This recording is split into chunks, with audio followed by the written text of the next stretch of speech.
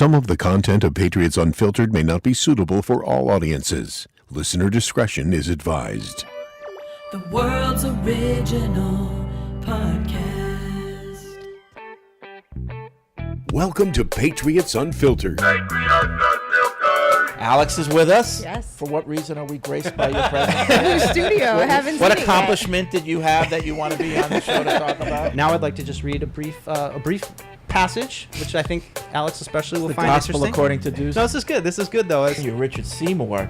Ah. There's rumors that he's looking to team up with him in his ownership bid for the Raiders. I am a Patriot, except when the Raiders are playing. Everyone is having their wedding in Italy. The last 2 summers, big everyone's ask. in Italy. Well, who's Big ask. everyone? All the people on Instagram.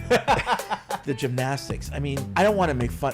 These kids are freaks. They are. I think the beam is one of the toughest things in gymnastics. Oh my God. But what's with all the hand movement? No, And what about- oh, she picked Beyonce. She's really a crowd favorite. I don't care. Just do your tumble. You know, what are we doing? This is Patriots Unfiltered. Presented by Toyota's official website for deals, buyatoyota.com.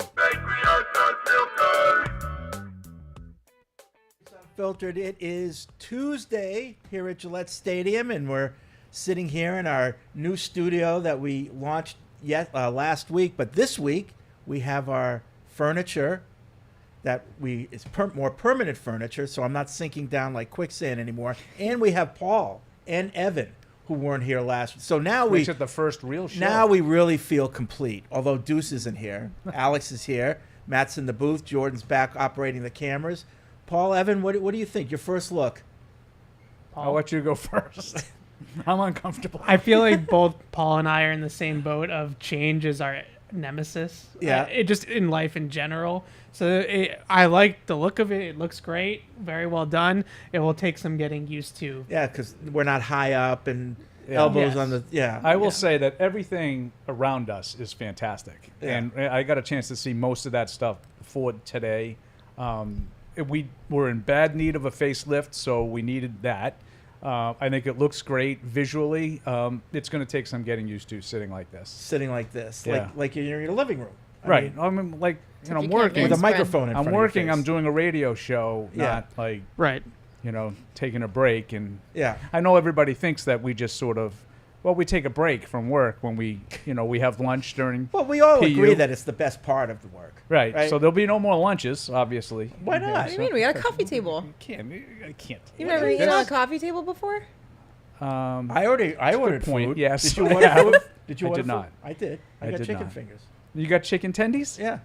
All right. Okay. I said no, guy. Why'd you say no? He's on a diet. That's not true. Wait a minute. so all of a sudden we get a new studio. You're not going to eat anymore? No more Paul's Foods here? Yeah, not in here. Okay. It's not really conducive Oh, to Paul, that. you're just being difficult. It's just I like like- you're at home on your couch. I can't tell you how much I like all of this. Yeah. I told you that two weeks Okay, ago when so you showed listen, me. I love what the we're going to do, facelift. we're I going to have love like a the table facelift. that will lower down on wires. With a little napkin. Yeah, so when you have your food, tuck it'll in. lower down, and then when you're done, it'll raise up. Perfect. Yeah. There'll be a bib. I was in pretty conjunction complimentary with of the studio. Yeah. I don't I just take wanna too- make sure I don't you're take fed. tid kindly if you. I just want to make sure you're fed. That's all. Or it's like a European I'm just grandma. gonna be okay. All right. Paul, eat. All right. Mind you. All right. So enough of that. Great studio. Patriots. What are we talking about? We're talking about Matt Judon. We're talking about training camp in 8 days for the public. So there was a minor factoid that reportedly came out. Keyshawn Booty. I don't know if you saw this. I did not. According to his agent, the charges of the gambling and the underage situation from LSU, the gambling has all been dropped. According to his agent, Okay. I should clarify, so that's not necessarily. I didn't pick up the phone and call, Right. the Louisiana, gaming commission or anything, but so it looks like he's avoided any kind of repercussions from that. That's good. One less thing to deal with once camp opens, hopefully. What do we think about Matt Judon? You guys are going to have to get me up to speed on Matt Judon. Well, I mean, Greg Bedard, one of your guys, came out One of my guys. and said he's not going to play under that contract. So whatever you want to call it, a sit-in or whatever, but he's not going to play under the current contract. Now, And then Judon chimed Judon in. went to social and said don't put words in my mouth or something like that. I didn't Don't say make that. me the villain. Don't make me the villain. So that's what we know, right? Am I missing anything? Nope. Don't No. make me the villain. Yeah. That's kind of ominous. I don't. Who is the villain? I don't make His him. response was vague. It wasn't like Who's the villain? Well, no, but the thing is, if he's looking for the same thing that pretty much everyone else in his situations, he's not a villain. If he wants more money, I don't hold that against him. No, but yeah. So I would read that as him saying, "Don't I want to play? I want this, and I'm not getting this. Don't make me the villain. Like this is what I want. Right, They're not giving it to me. right. So don't make me out to be the villain. Yeah, because I want that. Don't Right. make me the villain. I don't. Now I don't know. I mean, full disclosure. I'm catching up. I don't know this story. I don't know what Bedard wrote, other than what you just paraphrased. That makes sense to me. What Greg wrote, Yeah. that he would not be really interested in playing I'm on $7.5 million. I'm looking at this wall behind salary. you, Paul. You got Morgan, Tippett, Bledsoe, Brady, Bledsoe Seymour, right behind me. Law, Hannah. I think every one of those guys at one point in their career said, "Hey, I want more." I mean, that's just what being a professional athlete is these days. Right. I don't consider him a villain for doing that. No, I took nor would his I. tweet more as don't put words in my mouth. I never explicitly said I wouldn't play. But you also have to kind of read into the actions. He's going to say the right thing publicly, but all And actions louder than words, Right, right? and he will be here in some form. He probably won't partake in everything, just like he did last year, because you can't sit out anymore because you get fined too much. So they do these sit-ins. Yeah, I don't really have any problem with any of it. I feel like what Bedard reported was, I do not expect a 4-time Pro Bowler to play for $6.5 million in base salary Yeah, in today's day and age as a pass rusher, as a double-digit sack guy when he's healthy. Yeah. It's an underpay well, on his contract. Now, do you have So- any empathy for the Patriots side of it, where last year we gave you that bump, and then you played 4 games? So this year, like maybe because they made him an offer supposedly, Yes. but it wasn't close to what he wanted. So maybe they're thinking, we'll give you some, but we're not going to give you $15 million because, like, we kind of got screwed last year. Well, but I feel like last year was putting a Band-Aid on the problem to begin with, where they said we're probably going to be back in the same position we were in last year a year from now, but we're okay with that. There's a couple different avenues they can go about it. They can just give him a raise and just give him money, right, and say, we'll give you $5 million. Here it is. They could extend him, and then that would give him a signing bonus and give him money in his pocket that way. Or they could tack on an incentive package onto his deal, and because he only played 4 games last year, those would be very easy to meet incentives. See, I'm guessing that's what it is. I'm guessing the offer the Patriots made is very incentive laden. Right. So you look at some of the comps. Zadarius Smith just signed with the Browns on a 2-year, $24 million. I think it was 23.5 to be exact, at 31 going into his age 32 season. Daniel Hunter signed a huge deal with the Texans, but he's only 29 years old. He's 3 years younger than Matthew Judon. So if you're looking at the comps, he's probably a $12 million player at this point right now, just based off of age and coming off an injury and things like that. But if you're Judon, you have to look at it and say, well, the top pass rushers are getting 20. So the Patriots are saying, this is what a guy, Zadarius Smith, made 3 Pro Bowls, pretty similar comparison in terms of age. He got 11.5, I think, 11, whatever that math is, 11.25.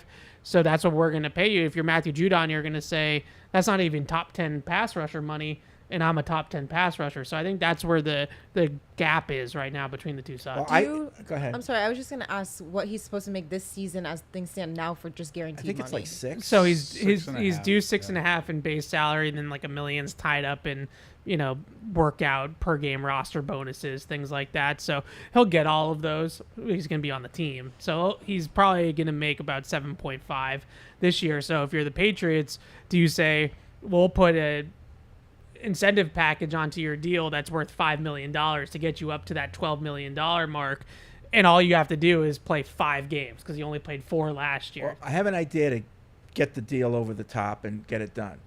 Offer him a Toyota. And if you want to see Toyota's best offers, including those not seen on TV, go to buyatoyota.com. It's Toyota's official website for deals from the official vehicle of the New England Patriots. Toyota, let's sign up Judon, right? Let's get going. So I'm glad That'll sweeten it. he is. Yeah, I want a Toyota. Can He's you very, see? very Matt smooth. Love Judon. my Toyota. Remember who was that? Chad, the linebacker. Brown. Chad Brown came in with the Mini Cooper. No way.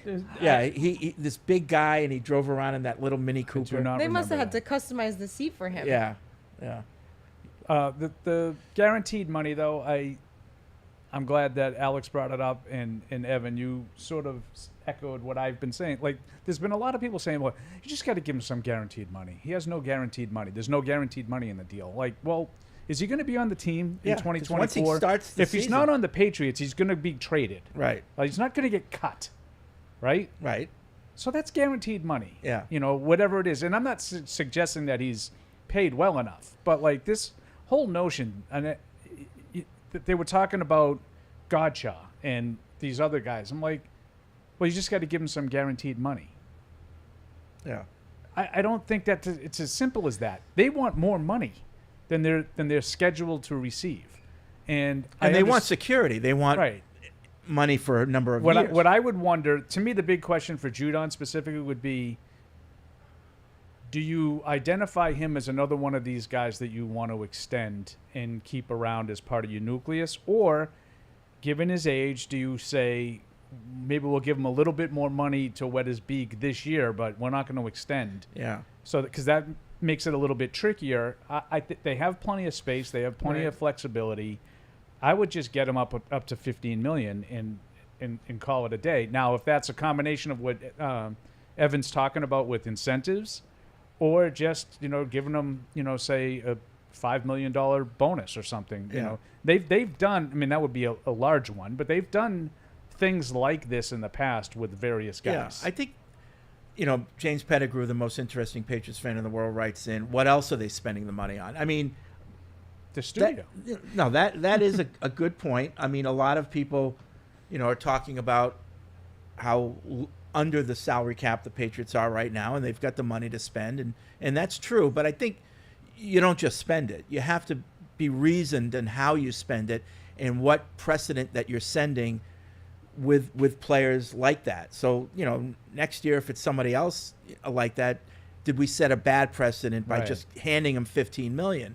So there's more to it than just having the money. I agree. I totally agree. And that's why I mentioned the extension. Like, I think it would be easier to say, well, let's give him what he wants, but tack a year on. But I don't know if they want to do that and get to 33 or 34 with a guy who is coming off an injury. Yeah. He has been productive as a Patriot, but he is coming off an injury. Like Evan said, he only played 4 games last year. I do think, though, that, you take a few dollars away because he's not a very good GM. Like, all that work he does trying to get players, he never gets the guy. He never gets the guy. So, like, and if you want to, like, really delve into it, you want to, like, get your hands dirty and play hardball with negotiations, he also kind of tailed off. In 21, he tailed off dramatically in the second half of the year. Not as much in 22, but a drop-off. And then in 23, he gets hurt. Yeah. So is that a sign of age, that he gets off to a good start? And he looked like he was off to a good start again last year. But was there going to be another inevitable decline in performance during the second half? And if I were the Patriots, those are the kinds of things I'd be countering with. Yeah, it just feels different than the other guys that they've given extensions to, because all those guys are hitting their primes. They're 25, 26 years old.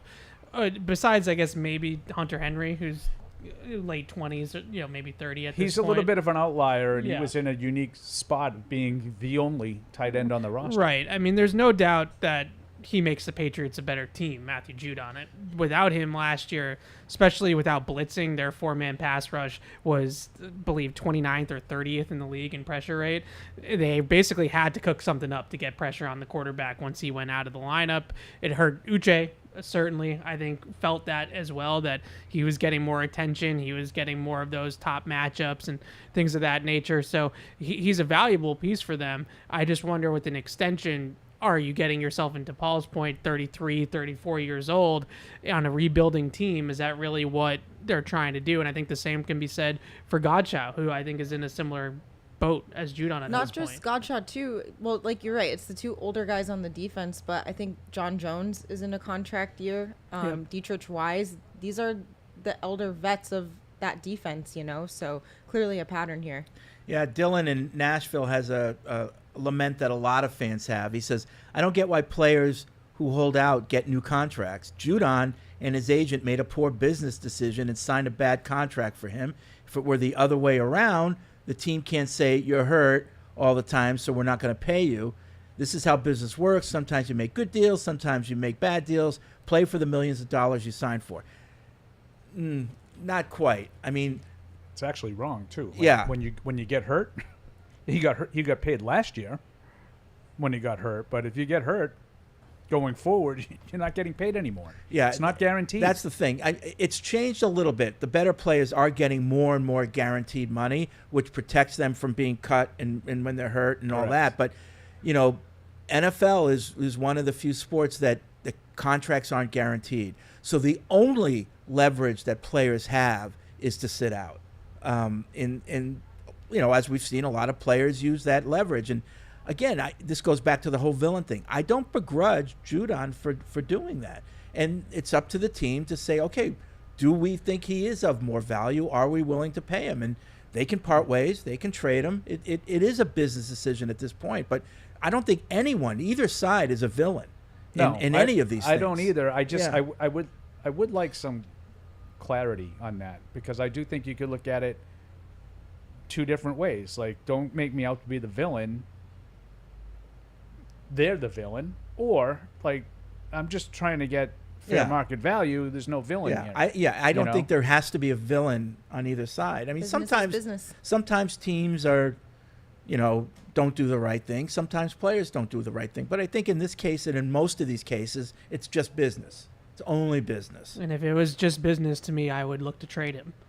It's just business, right? I mean, it's nothing against Matthew Judon, but if you can get something that's worth it, obviously I'm not trading him for a 6th-round pick, but is Matthew Judon going to be on the next great Patriots team? Is he going to be on a team that's a contender in the next year or two? Probably not. He can help a contender right now that may be willing to give him the money that he wants. On top of that, if you get a 3rd-round pick for Matthew Judon, I'd probably do it, because the 3rd-round pick is going to be more valuable to this team in this situation that they're currently in than a 32-year-old pass rusher at $15 million a year. All right, so that's Judon. Would you trade him? Tell me what the offer is. I'm Third-round not. pick. I'm not close to the idea. Yeah. So, I would definitely side with Evan. I would trade him, and I think I've talked about that in the past. I do wonder if you would wait to like the trading deadline as opposed to doing it now. Yeah. Like, go into the season. You have this defense that everybody feels like is championship caliber. That could be the next topic here. So they have the championship caliber defense. Don't take pieces off of it before the season even starts. So let's go into the season. Let's see how well the defense can keep them in games, and then sort of adjust from there. Yeah. And then maybe make a deal. Maybe someone loses a pass rusher and you get a 2nd-round pick at the deadline. Right. I don't think that's out of the realm of possibility.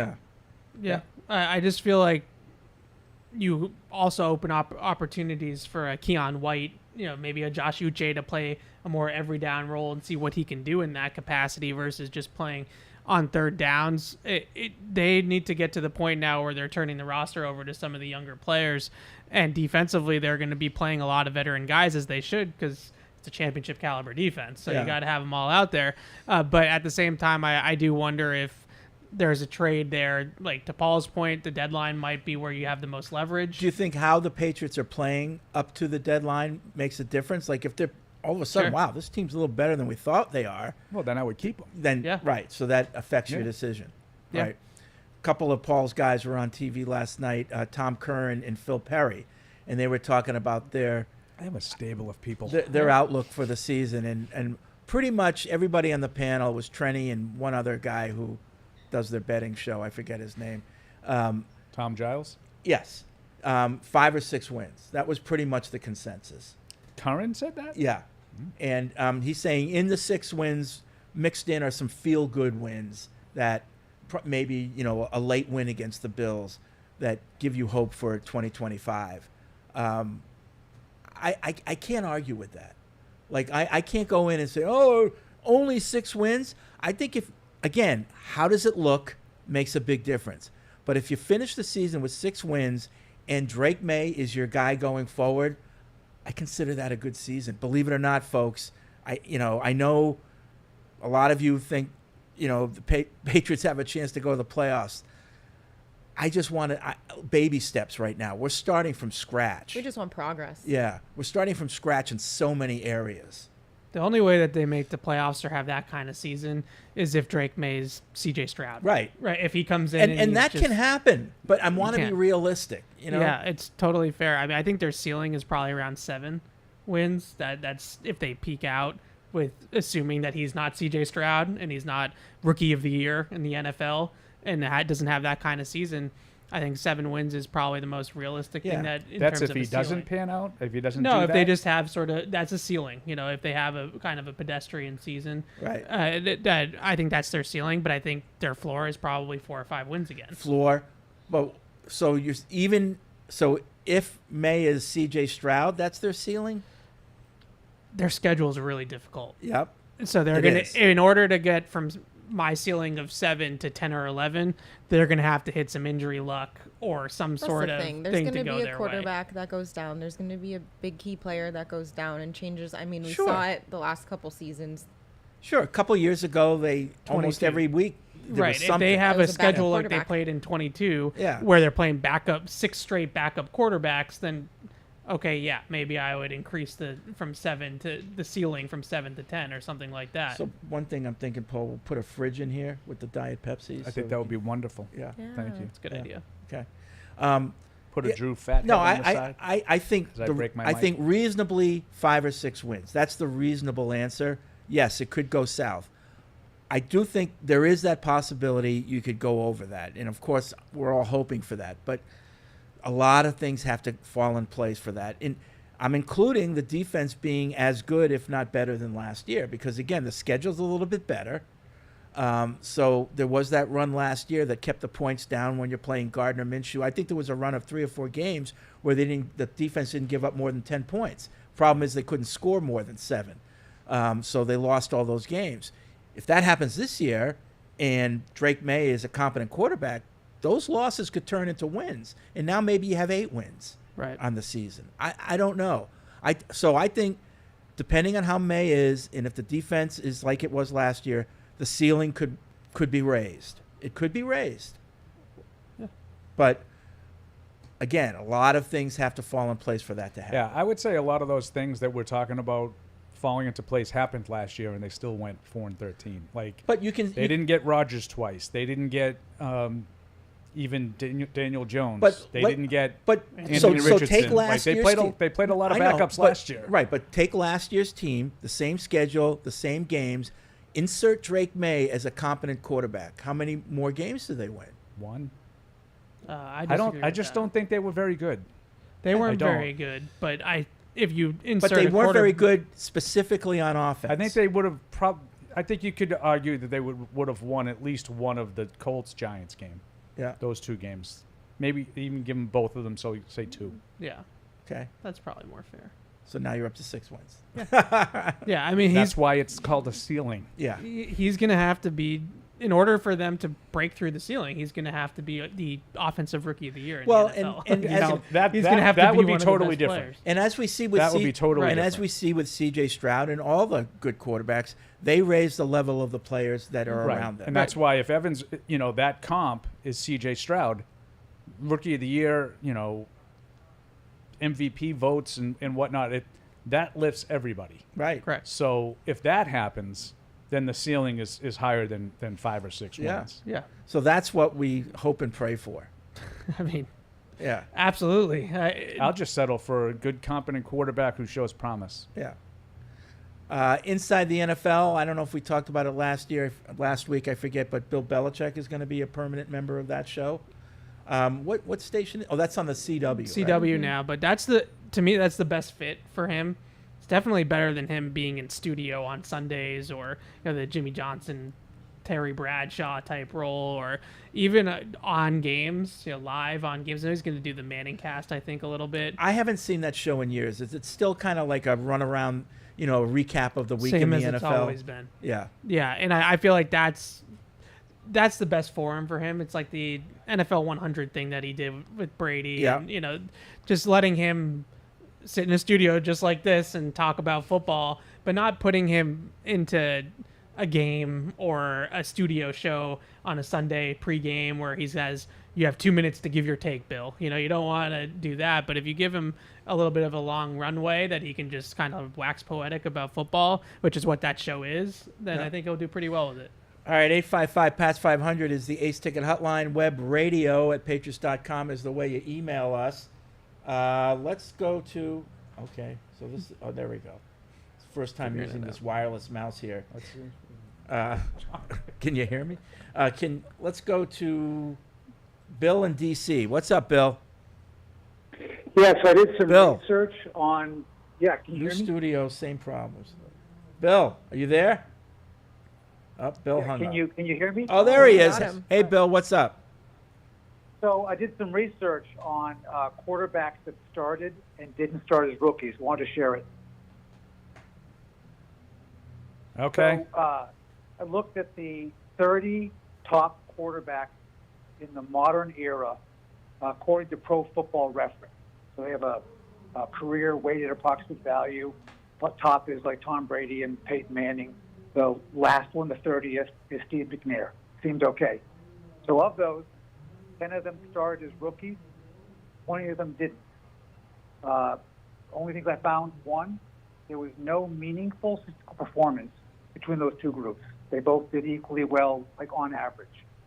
There was also no trend line over time. It's not like, in the 70s and 80s, it was different, kind of the same spread throughout history. The only meaningful difference I could find at all was that the starters had like a normal distribution in their careers, like a bell curve, about how kind of good or bad they were on that scale, whereas the non-starters were a power distribution. They were kind of like backed up against the not-so-good. Tom Brady was like the big outlier in that. Possibly, maybe, it's that when you're like highly drafted, when you're like Peyton Manning, Dan Marino, Elway, Stafford, Bledsoe, and you get a chance to start early, maybe the fact that you're going to be good was obvious. But anyway, that's my 2 cents on this. Okay. All right. You guys want to comment?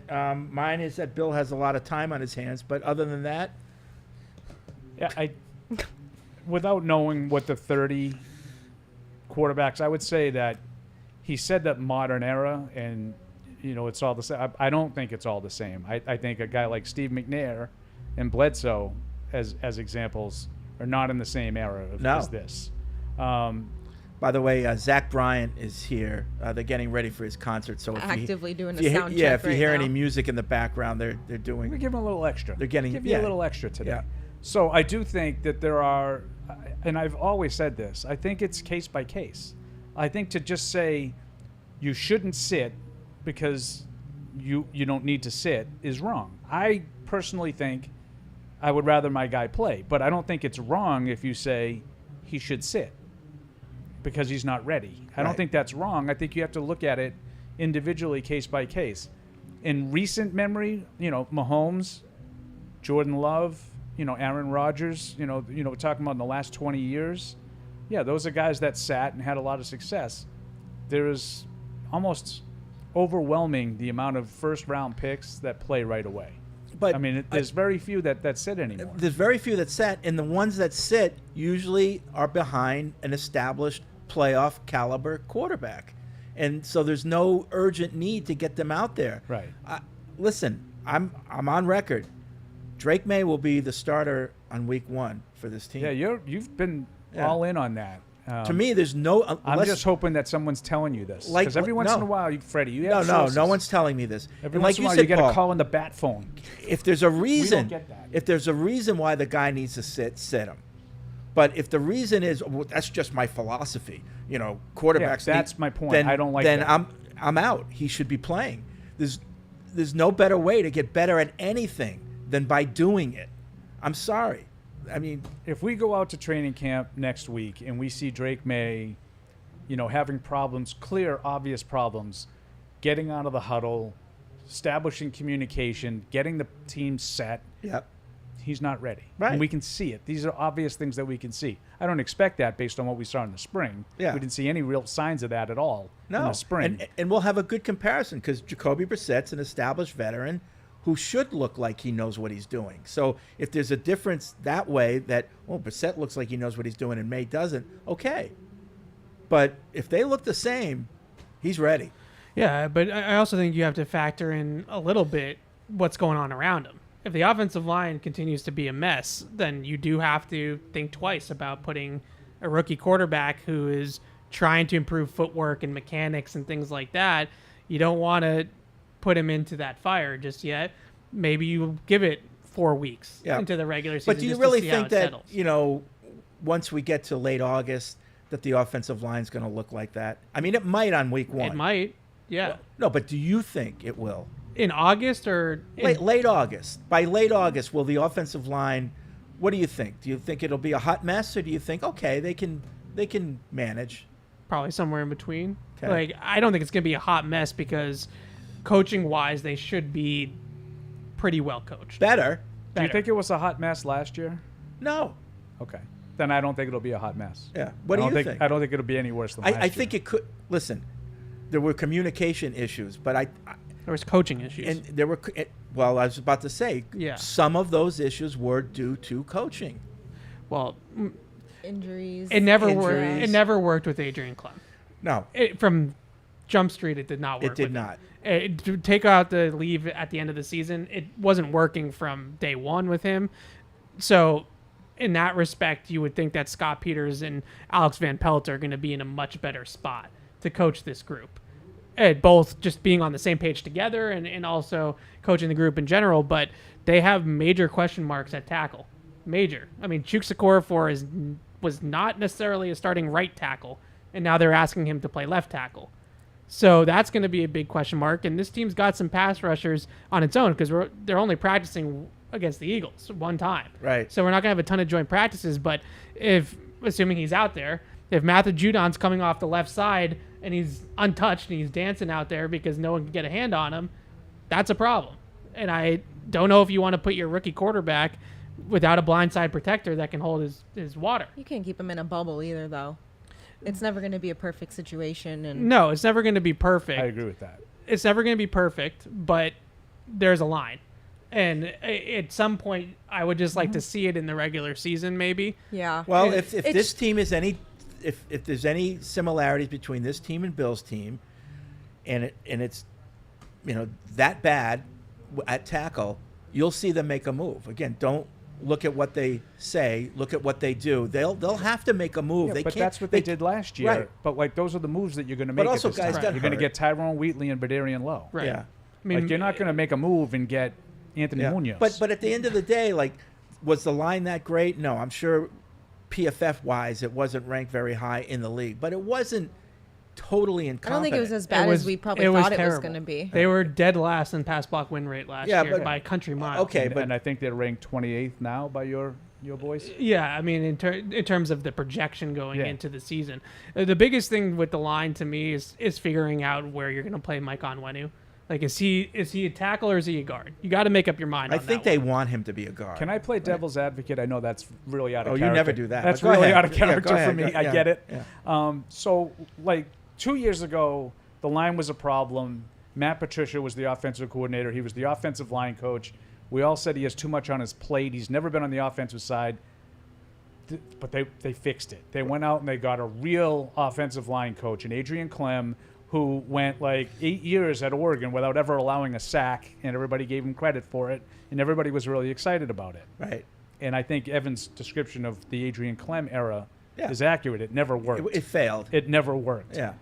But I think we were talking like this last year well, at this time right. about how much better it's going to be because Adrian Clem is really an offensive line coach. Fair enough. This guy's never been an offensive line coach. He's been an assistant under arguably the best right offensive line coach. So we're all assuming, I would agree, That's why I said I'm playing devil's advocate. Yeah.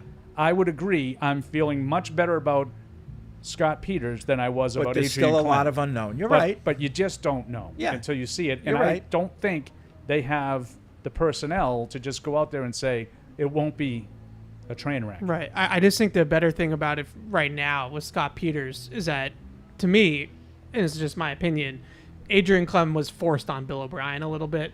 I don't necessarily think Bill O'Brien was gung-ho about hiring Adrian Klemm to begin with. It wasn't one of his guys. Alex Van Pelt handpicked Scott Peters to come with him to That's true. from Cleveland to here. So That that's is true. one of his guys that's been drilling his techniques, that's been in his offense for the last 4 or 5 years, and has been, someone that should be on the same page as the coordinator. Yeah. So hopefully that works out a little bit better. So Andrew in LA, I know, Paul, you might be a little uncomfortable with the new set, but he's saying that you're looking great. Oh. He says Tan Paul got the tan. is looking like George Hamilton in those Ritz toasted cracker commercials. I don't know I who had George shorts Hamilton on is, yesterday. I really look tan because my legs are really dark. Right Humble now. brag. Brag. I could just Probably see got His skin arms cancer. almost as dark as mine. I could just see Paul sitting here with a Bud Almost. Light because noticed Bud that. Light is easy to drink, easy to enjoy. It's the official beer sponsor of the New England Patriots. So we get that little cooler here. I got to start scratching my back, though. I'm really peeling a lot in the back. Oh, you're peeling. Not on the new couches. Come on, man. Yeah, So you were really out there sunning, huh? I was in the Bahamas for a week. I know. Were you at Atlantis? I was. Yeah, a lot very of nice. kids. It was great. It was Did a you- great yeah? vacation. Yeah, a lot of fun. Did you go Yeah. down the slide? I did not. The No? boys did. Were you in the Shark Tank? Well, actually in the Shark Yeah, Tank? no. I Isn't know, there a thing yeah. where you go in, but Yeah. there's like glass, but the sharks You're are so- all around you? Yeah. Yeah. Yeah, I sent a picture to Deuce saying, our Okay. shark. Yeah. He knew what it meant. Yeah, right. I was on the Jaws Bridge. So there you go. Oh, in Amityville? Did you jump off? I in meant- Amityville. I meant to It's take not a a picture. horror. It's Amity. It's also not And real. it's also place, not a real place. which I think is kind of silly. Like, did they not have the rights to call it probably. Martha's Vineyard? Oh, Yeah, let me, it was Oak Bluffs, right? yeah, let me You don't tell have you, rights there's all to a kinds of town legal name, stuff is you don't there? want. When we were on in plain sight, they had to they used our names. They had to make sure that within a certain mile radius of the show, there wasn't anyone, or where the show was depicted, there wasn't anyone with the same names as us. Right. Remember Ferreira took a nosedive off the Tobin. Yeah, Tell Perillo I say hi. yeah. So there's a lot of legal from? stuff. Is that my That's it. clip? Yeah. Ace Wasn't that Ticket like a DA or Hotline, something? 855, what are you looking Clear for? for me. 855 PATS 500. It's the Ace Ticket Hotline. Todd's in North Carolina. What's up, Todd? Studio looks something like Scalavino would design. Not a big fan. I will say Alexander's doing a good job of brightening it up, so at least you got the PU girls to help make it look good. But Purple. let's go on to the more important meat of the subject. This year, I think that what's being called as the floor for the wins, that's your ceiling. Got a new head coach. Never done it before. Got a new guy doing your offense. Never done it before. New defensive coach. Never done it before. Rookie quarterback. O-line problems that you're not sure about. A little bit, you got a little bit of, good stuff going on the D, but realistically, this is rebuild. This is really, really rebuild year one. That's what this is. No, I mean, and that's why most of the experts have the Patriots at one of the lowest win teams. Mm-hmm. Yeah, I know. that's I don't why. get why Fox so many recently people are put out their freaking when they projections. say that. Yeah, And they were three wins. 3 wins. And it was the lowest by 2 games. yeah. So it's like us, Tennessee, and Carolina. For most places have us at the bottom with them. I agree. And And I- exactly what you're talking about, Todd, is that's the reason. Yeah.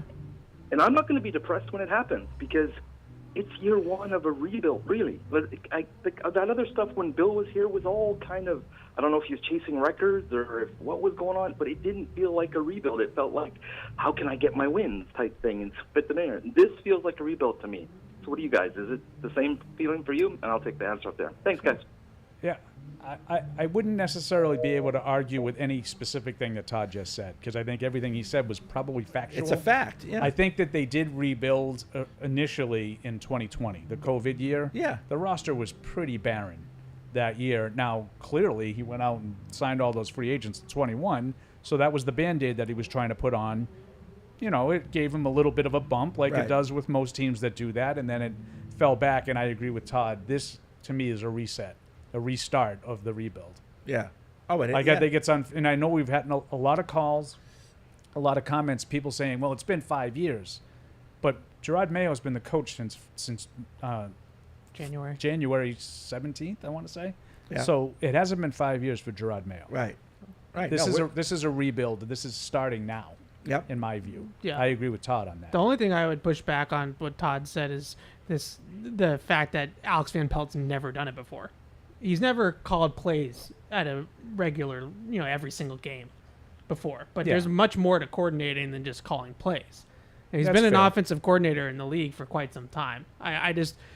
I feel like we sometimes get a little bit too caught up in the play calling aspect of it. Like that's the only part of the job.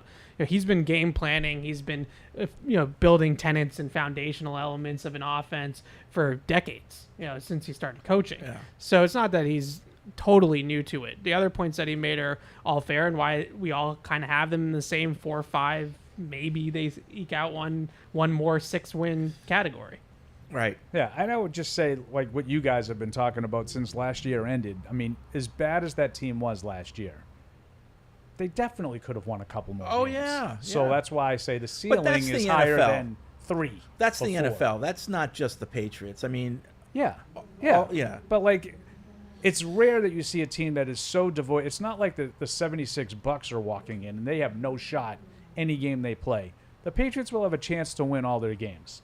They'll be underdogs probably in maybe all of them. I believe they are currently underdogs in every game. But the margin of difference to me between really good and really bad in the NFL is not that great.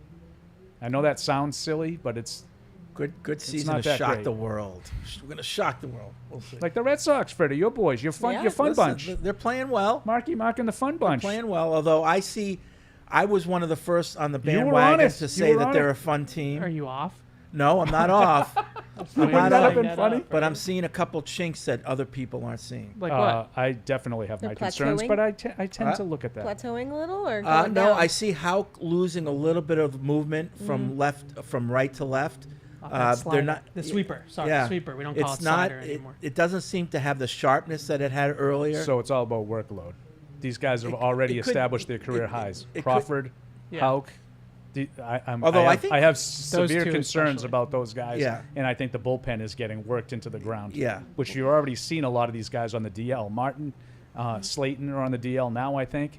yeah. Did I have that right? Yeah, we'll see what happens. The All-Star break will help. Yeah. That always helps. But can we go from being a fun bunch to a real contender? Can we stop?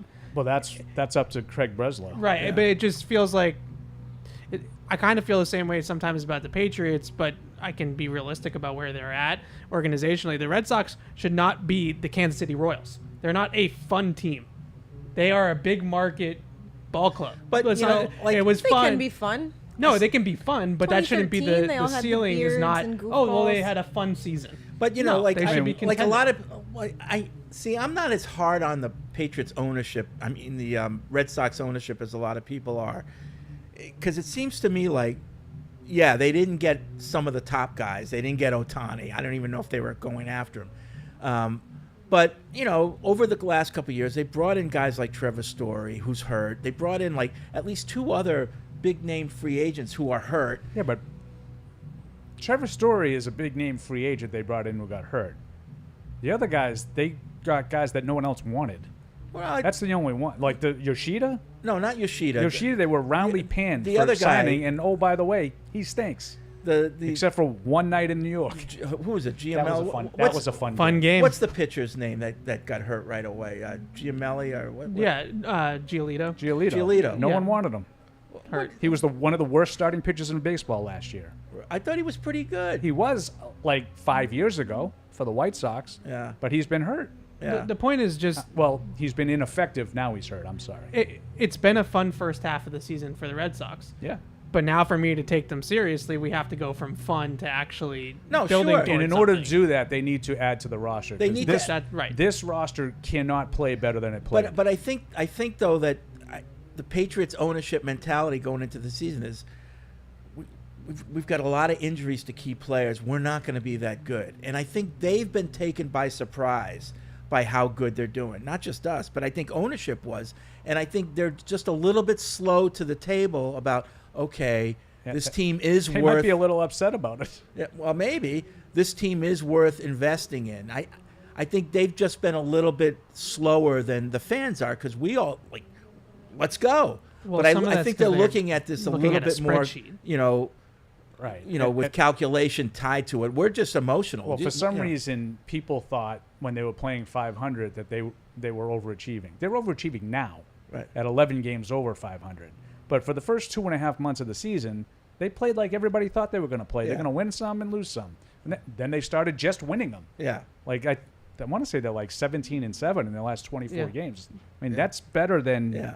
But I think bringing in another A lot of other starter or teams. bringing in a right-handed bat, I think obviously is going to hurt them. And when I hear players saying that, then I think ownership really needs to do it because there's one aspect of the argument where it's like the players are like, no, we've got a good team. You know what they were? You're bringing in players. You don't think we're good enough, but I think you hear players saying we could use one more starter Right. and a right-handed bat. And this is the same story that they've been telling the last 2 years. Yeah. Jansen, Devers, Cora, they've been openly begging Chaim Bloom to do something. So now there's a new guy there. Yeah. It's Breslow now. So the let's same see. guy. I know, but let's see if he does anything Figure different. His Nesson interviews are brutal. Let's see if he does anything different. And I would change my tune in a hurry and stop mocking you if they do. Yeah. If they bring in a starting pitcher and maybe a right-handed bat, Yeah. and I would look at the team, significant. I'm not just Yeah. talking about. Yeah. Are you know. trading any of the big three in the minors? I would absolutely, if you could get that kid from that everybody loves, Crochet from the White Sox, I would trade Meyer for him. Yeah, I know you're not getting him from Meyer, but I would definitely be interested. I feel like Meyer at some point I don't know, I hate the baseball minor league system. Yeah. It just drives me absolutely nuts because we just take forever for these guys to get to the major leagues, and I keep hearing about how Meyer's having a great season in Portland or wherever the heck he's playing, and it's like, but does that mean anything? Is he going Right, to be yeah. is he actually going to be good in the big leagues? So before I went away, I got a chance to do a show with Matt McCarthy, and then you get Trevor Milliken, and they're like these Tyler. seam heads. What did I just call him? Trevor Milliken? Yeah. Tyler Okay. Milliken. I apologize because I really like Tyler. That was Yeah. bad. But they'll get you all whooped up like to what Evan's talking about. All these guys in the minor leagues. The farm. And they have log jams at some of these, Right. middle infield positions. I don't know who's. The hard part about being a GM is identifying which ones of these guys are going to be worth keeping and which Yeah. ones that you can live Right. with. And that's what Dombrowski was excellent at. Every guy he traded turned out to be average at best, in most cases, not good at all. And he was able to make moves to augment the major league roster while not really losing anything for the future. Yeah. That's what you have to do. Breslow's got to figure out, is it Meyer? Is it Roman Anthony? Is it Teal. I mean, it wouldn't be Teal That's for too me. much. I just like having fun watching. I don't get into all this. And other- Fred, Marky Mark and the Fun Bunch. You were on it. But these You are the were on guys it that they before. have to trade. They're not- Anybody could tell me they've been playing well for the last month. Fred told me before they were playing well that That's true. they're They're turning the corner. They're fun true. to watch. And they were fun to watch. You were right. I was wrong. Yet again. Austin's in Illinois on the Ace Ticket Hotline. What's up, Austin? Austin. Austin 316. Well, he wasn't. He was only on the phone for like 10 minutes. All right. I Lots just of wanted to hear the lots sound of check. emails coming in at a good song. webradio at Better Days. patriots.com. Kyle in Pembroke wants to give Evan his flowers. That's Out of boredom, I've decided to start rewatching your old Tuesday shows following the games of last season. After week 1, Evan was critical of the offense, even though most people were hopeful and got killed for it by the fans. As one of the fans who killed him for it, I want to apologize to Evan Wow. and give him his flowers about his analysis of the team. This year, I'm going to try to be better about listening to Evan in his analysis. Wow, that I appreciate that. I do. Yeah. I Look, apologize. film don't lie. That's all I'll say about that. Okay. All right. My eyes don't either. They had Okay. 2 great drives in that game. Sean in Vancouver, Drake May will have to be better than C.J. Stroud for New England to make the playoffs. The 2023 Houston Texans had a much better offensive line. Stroud had time in the pocket. Drake May would have to be like year 2 Patrick Mahomes for the Patriots to win more than 9 games. I'm not going to get bogged down in that.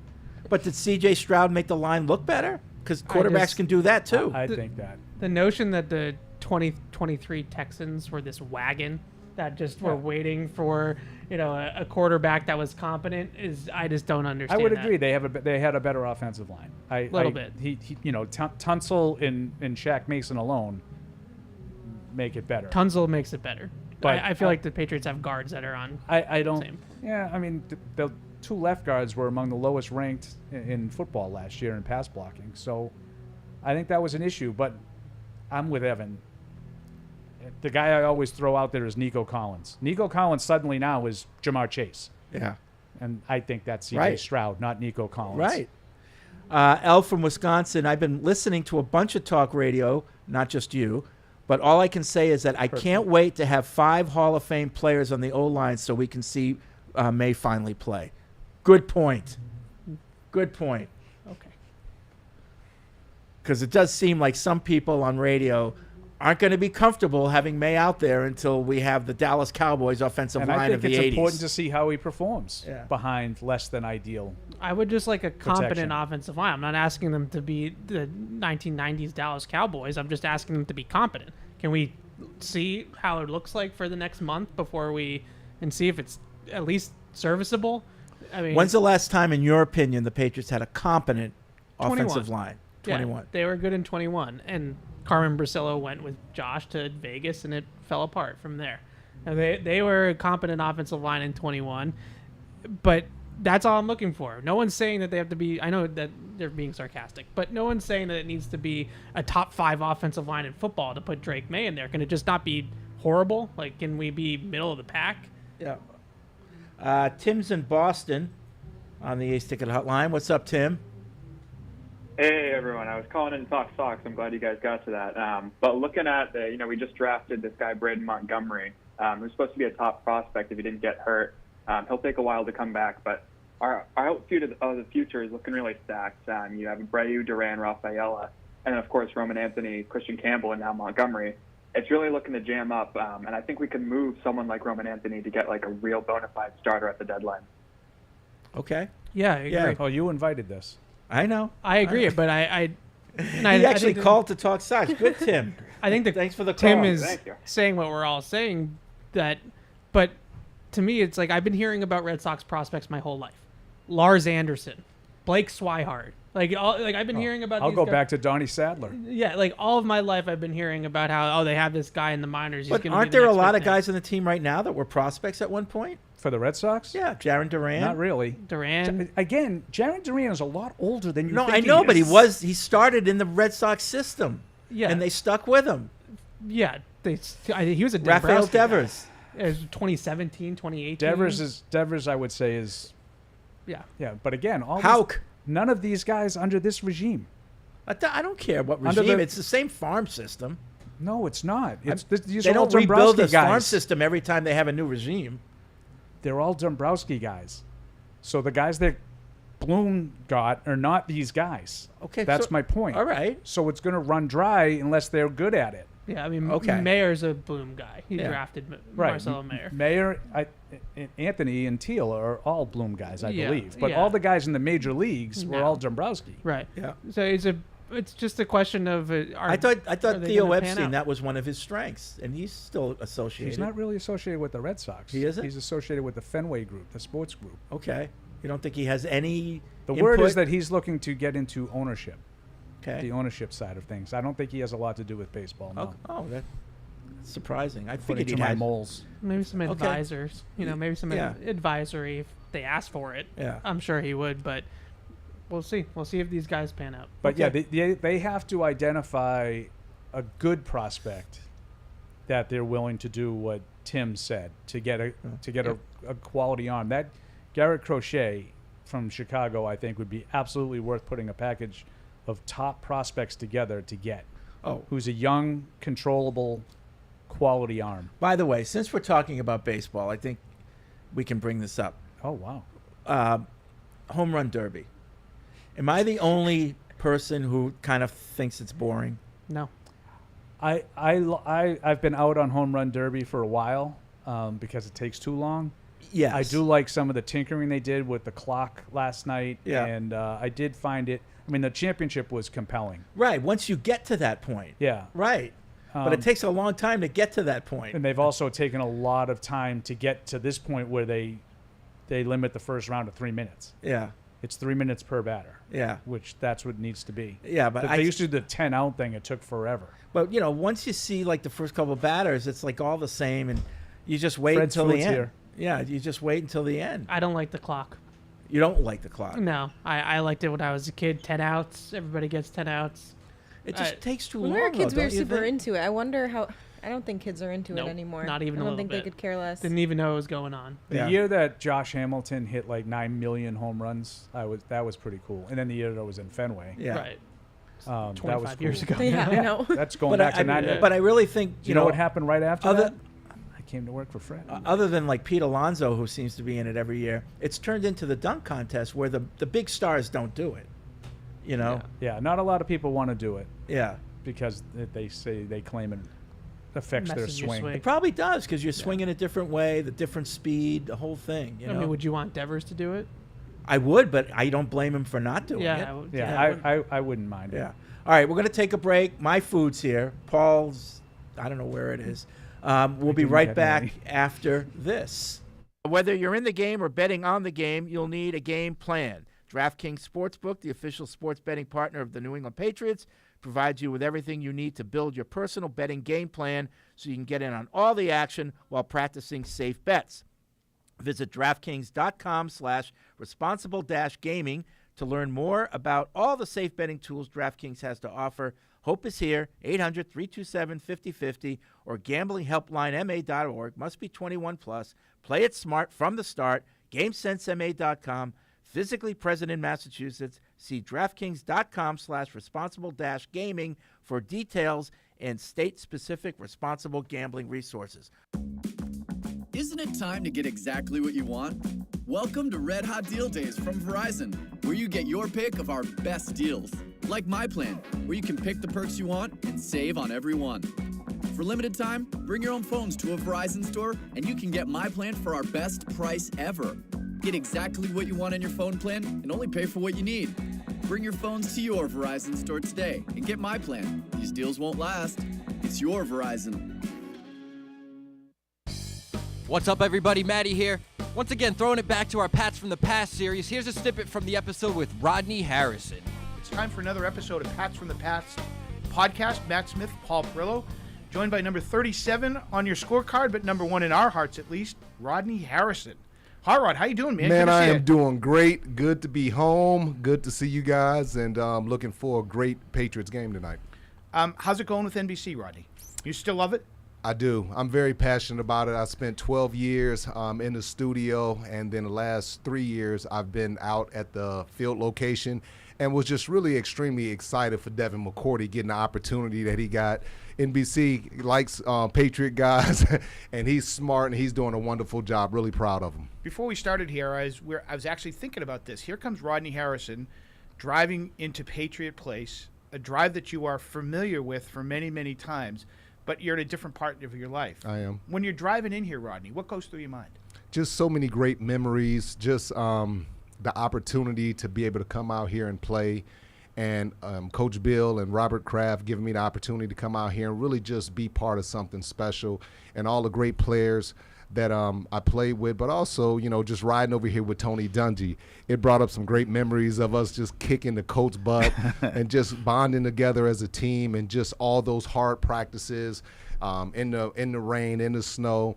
And just it gave me a greater appreciation for everything that we've accomplished, because it's very difficult to do. Yeah, we were joking around just before we started. My guess is that Tony's memories aren't quite as warm and fuzzy as yours. For a September, it couldn't be a more perfect night. He was probably wondering why it's not snowing as he was driving in. But I tell you this, man, just talking to Coach, he has a lot of respect for the Patriots organization, Coach Bill, and everything that we've accomplished. And I mean, those battles were epic. You're talking about going against Dungy and how well prepared he had his team. Peyton Manning, all the great players that they had. I mean, I can't believe I'm 50 years old when I walked over here. Brother, I was, 29 years old, and now I'm 50, and just like you talked about, different part with kids. I got a son that plays for the University of Tennessee who got their butts kicked yesterday, but it's just really nice to be back, and it's nice to see you guys still, talking football. Appreciate that. So I'm going to put you on the spot a little bit here as you're waxing nostalgia, and it's amazing what life is, but who would have ever thought 15 years ago that you and Tony Dungy would be together on a broadcast and doing that? That's a small world, that your lives intersect like that.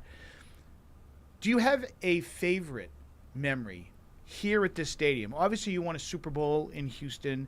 You won a Super Bowl in Jacksonville, and those are things that I got to believe are at the pinnacle of your professional football career. Here at Gillette, Rodney, is there something special that you remember that takes a cake of the ultimate memory that you might have here? I think just, I don't know, I don't remember the exact game, but just when Coach Belichick, I think it was, what was it, AFC Championship game, when he gave me a big hug and said, "I'm glad we got you here." That was a very special moment because all I ever wanted to do was make him proud of me and let him know that the decision that he made bringing me here, that wasn't a bad decision. And he gave me an opportunity when so many around the league kind of frowned upon Rodney Harrison. He believed in me. He gave me a bunch of freedom where I can go out there and just play and express myself. And I just couldn't love a coach more than I got love for Coach Belichick. You talk about that freedom that he gave you, and I wanted to ask you about it was one of the two playoff games. I'm not sure if it was 03 or 04, but when you and Ty it must have been 03 because I don't think Ty was he involved. Had 3 picks or yeah, something. and you guys kind of swapped. Like you were kind of up in like the corner spot, like popping guys and allowed Ty to, just that kind of freedom. Was that something that you guys had spoken about before that game? And he never really questioned. He said, "Hey, you guys kind of do what you want to do as long as you're in the proper spot and you guys communicate." And that's the type of freedom that he allows veteran players, guys that he trusts. We put so much hard work and effort in and preparation. So when we did something like that, I know he's on the sideline panicking, but Ty Law and I mean, to be able to play with a guy like Ty, a Hall of Famer, and Richard Seymour and Vince Wilfork and those guys. I mean, I had some special players out in San Diego, but to be able to play with some Hall of Famers and some guys like Willie McGinnis, Kevin Falk, Troy Brown, I mean, these guys are legends. These guys are, not only are they brilliant football players, they're very smart people. And to be able to have that opportunity was just truly a blessing. And don't sell yourself short. You had probably the biggest pick of that game when they went right down the field. The first drive, you had the interception in the end zone, right? Isn't that how that all started? Well, stepped in front of Pollard. We all try to set the tone, and it's not about one player; it's about the team. And I can't. You don't play anymore. You don't need to do this. Hold on, I got to mention my boy Tom Brady. Just seeing Tom get the love that he got last week, coming back to the stadium. And just seeing how old of a man he was. You see how tired that dude was? He was tired, breathing hard. I thought TB12 worked. Now, look at Rodney. I mean, you've got a job that takes you to, where were you last Sunday? You were in New York, right, for the Giants-Dallas game. Kansas City before that. Yeah, and I don't know if you saw this. Did you see the guys on the sideline that were there? You mentioned Kevin Falk earlier. Kevin Falk's in the front where all the former players were. And he's chanting, "Brady, Brady, Brady." There's Dan Graham, Kevin Falk. Darrelle Revis came back for the game. To see that kind of close-knit, Russ Hochstein, Dan Copen, see all those guys coming back to just want to appreciate Tom.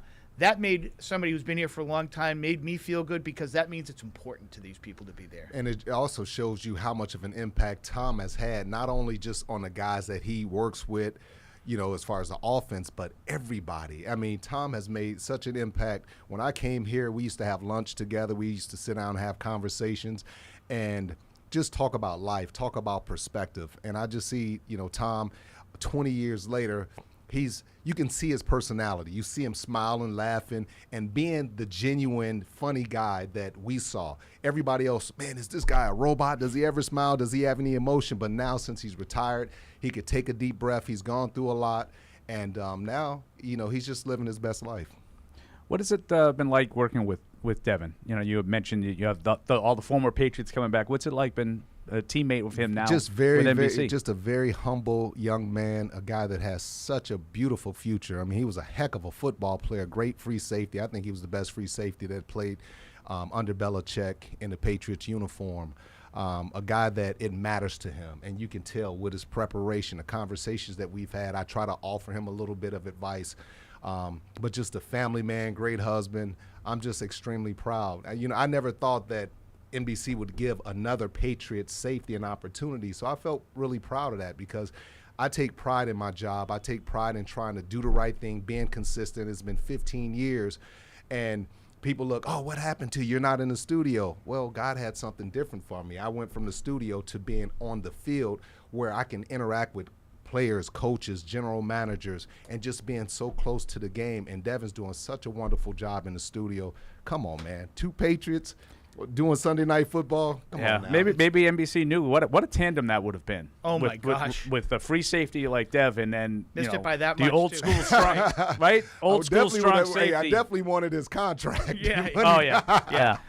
It's not a big sample size, Rodney, and you're a student, so you're watching everything. How have they done? You don't replace Devin McCourty. You don't replace Rodney Harrison. Never. So what have you seen that they're trying to do? Because he was such an integral part of the communication, making sure that everybody's in the right spot and everything like that. What have you seen as they're trying to replace Well, I him? think the players that they get, obviously, you can't just learn one position. You have to be able to learn multiple positions, and if you can't communicate, you can't play with the Patriots. I don't care if you're a corner, because at times, even if you're a corner, Marcus Jones, he's playing safety sometimes. Kyle Duggar, he's playing deep middle part of the field, but he's also playing linebacker, but he's also playing strong safety in the box. So you have to be able to know and be able to communicate multiple positions, and when I come off the field, I have to be able to say, okay, guys, this is what happened at the linebacker position, but also be able to switch my mindset to this is what happened at the nickel spot. So these guys are smart. They all communicate, and they know that they have to be efficient at every position that they play. When someone accidentally threw away the school play costumes, oh no, replacements were shipped with FedEx. And with picture proof of delivery, everyone could focus on the perfect opening night. FedEx, where now meets next. For residential delivery only. And now, great moments in history. This is at St. Thomas the Apostle School in New Jersey.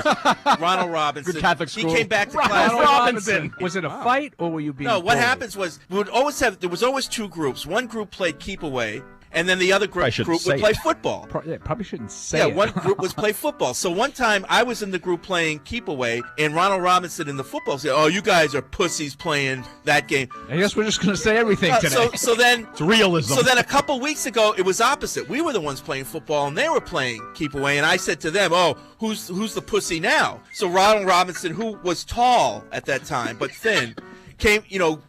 We're like chest to chest. He's like, "Say that again." I'm like, "Who's the pussy now?" and he punched me in the jaw. And I remember, I can remember this like it was yesterday. I remember thinking, Obviously. boy, you know what? That didn't really hurt that much. And if I attacked So him, he was a pussy. Yeah. Wait, you just because he said it twice doesn't mean if he was okay. And I was thinking to myself, if I attacked him right now, and I kept myself from doing it, and I shouldn't have. I did the same thing to Richie Campanella. I dared him to say something, and he did it. And I socked him in the stomach and doubled him over. That's another great moment from The tough playgrounds of Catholic school. That might have been your best sequence ever. Oh, I Pray know. for Richie Ronald Campanella. Robinson and Richie Campanella. Oh, I remember. There was a lot of alliteration. There was Vincent Valentino. There was Michael Massidi. There was Dwight. Oh, I forget his name. I like that they were all Italian. Sounds like something Italian. Oh, it was either Irish or Italian. It was a Catholic school. Dwight Schrute. Anyway, has your work from home space turned into an everything from home space? Find furniture that fits your life, your budget, and your living space thanks to Bob's Discount Furniture.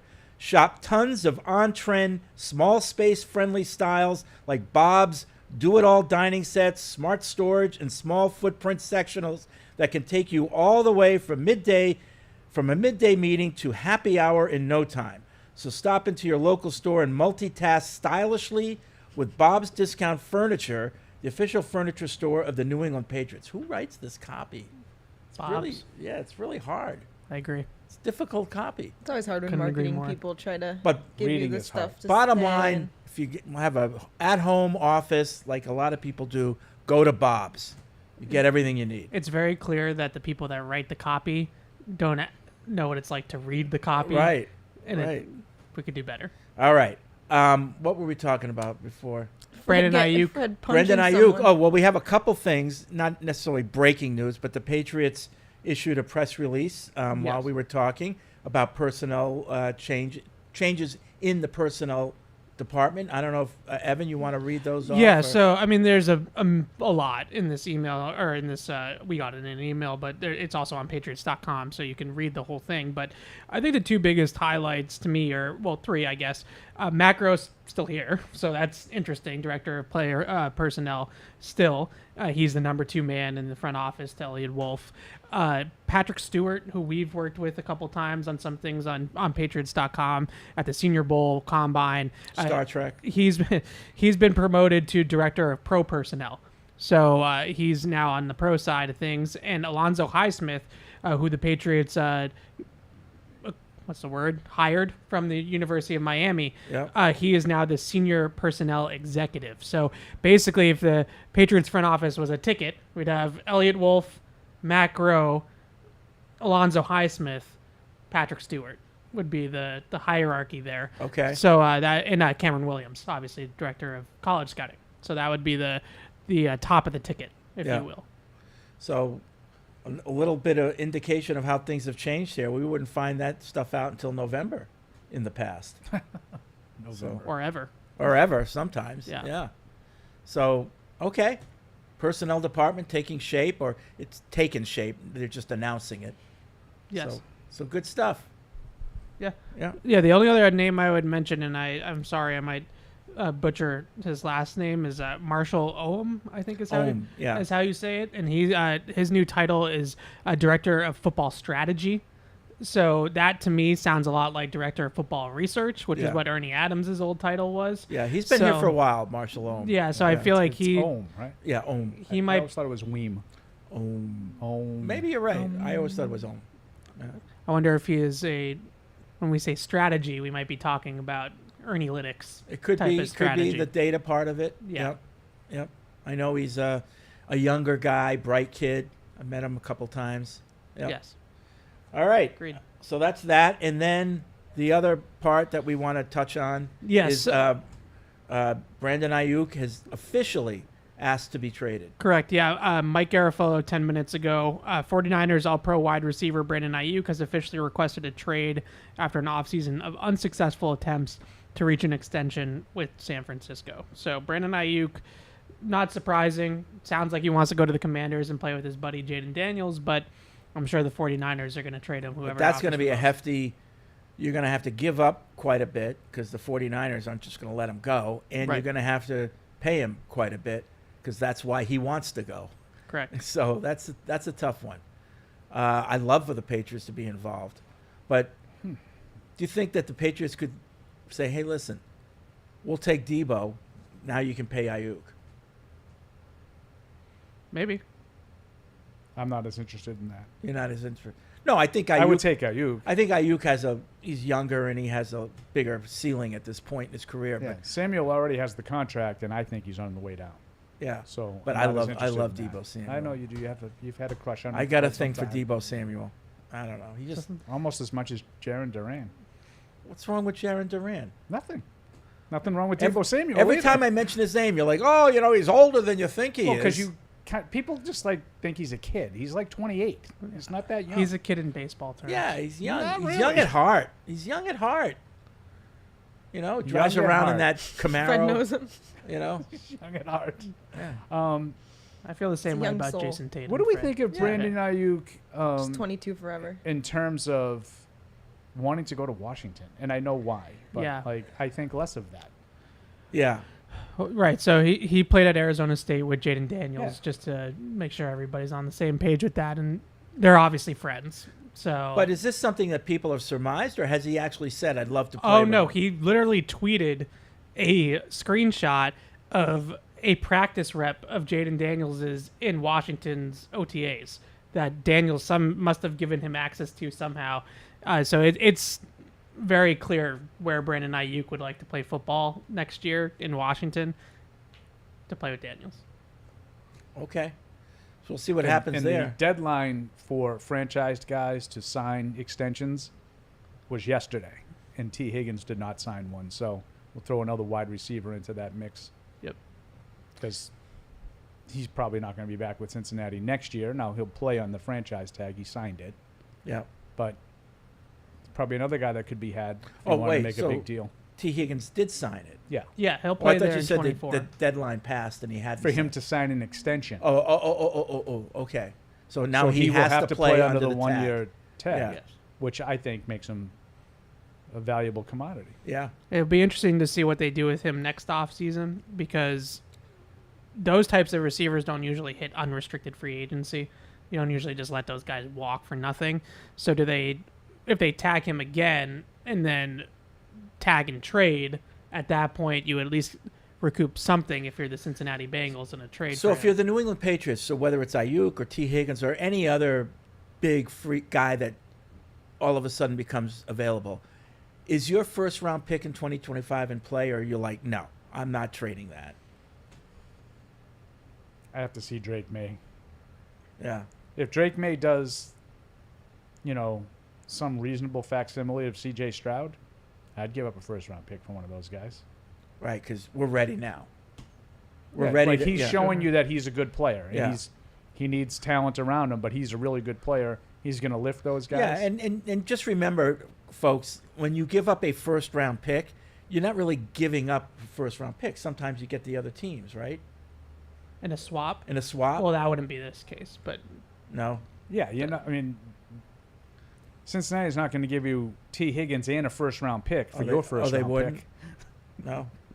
I mean, unless Mike Brown fell and hit his head or something. Okay. Well, I just feel like to Paul's point about...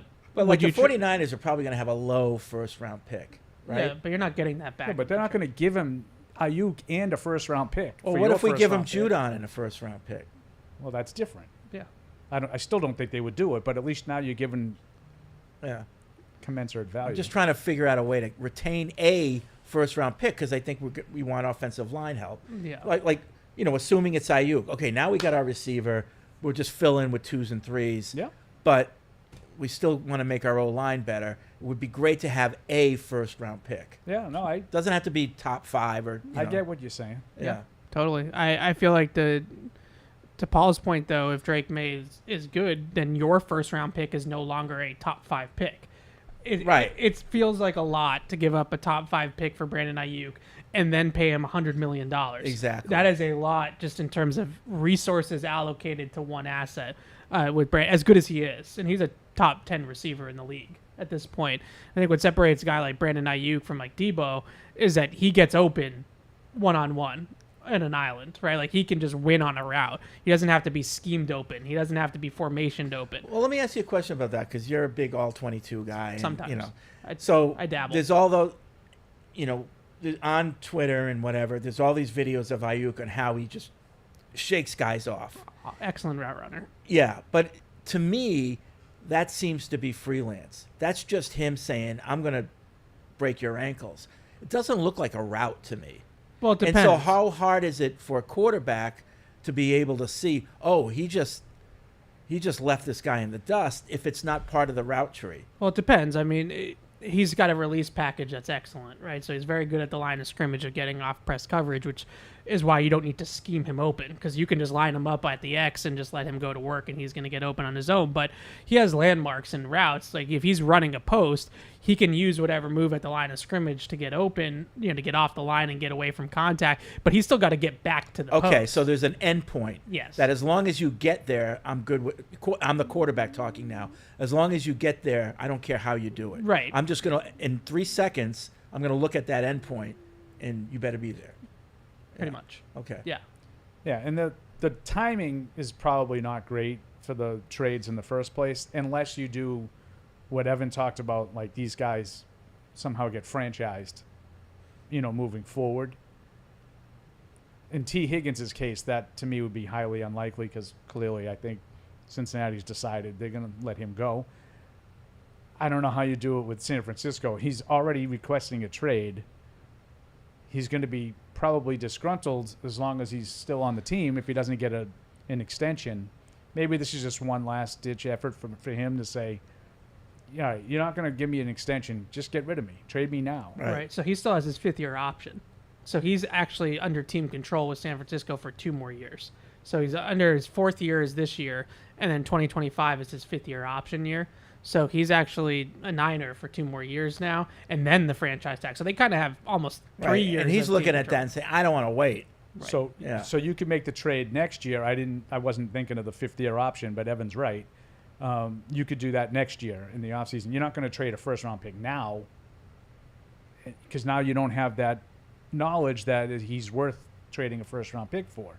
Yeah. Now you're doing the whole Evan thing where you're potentially trading a top 5 pick without knowing if your quarterback is any good. Right. And now I have this receiver, and what do I do with him? Yeah.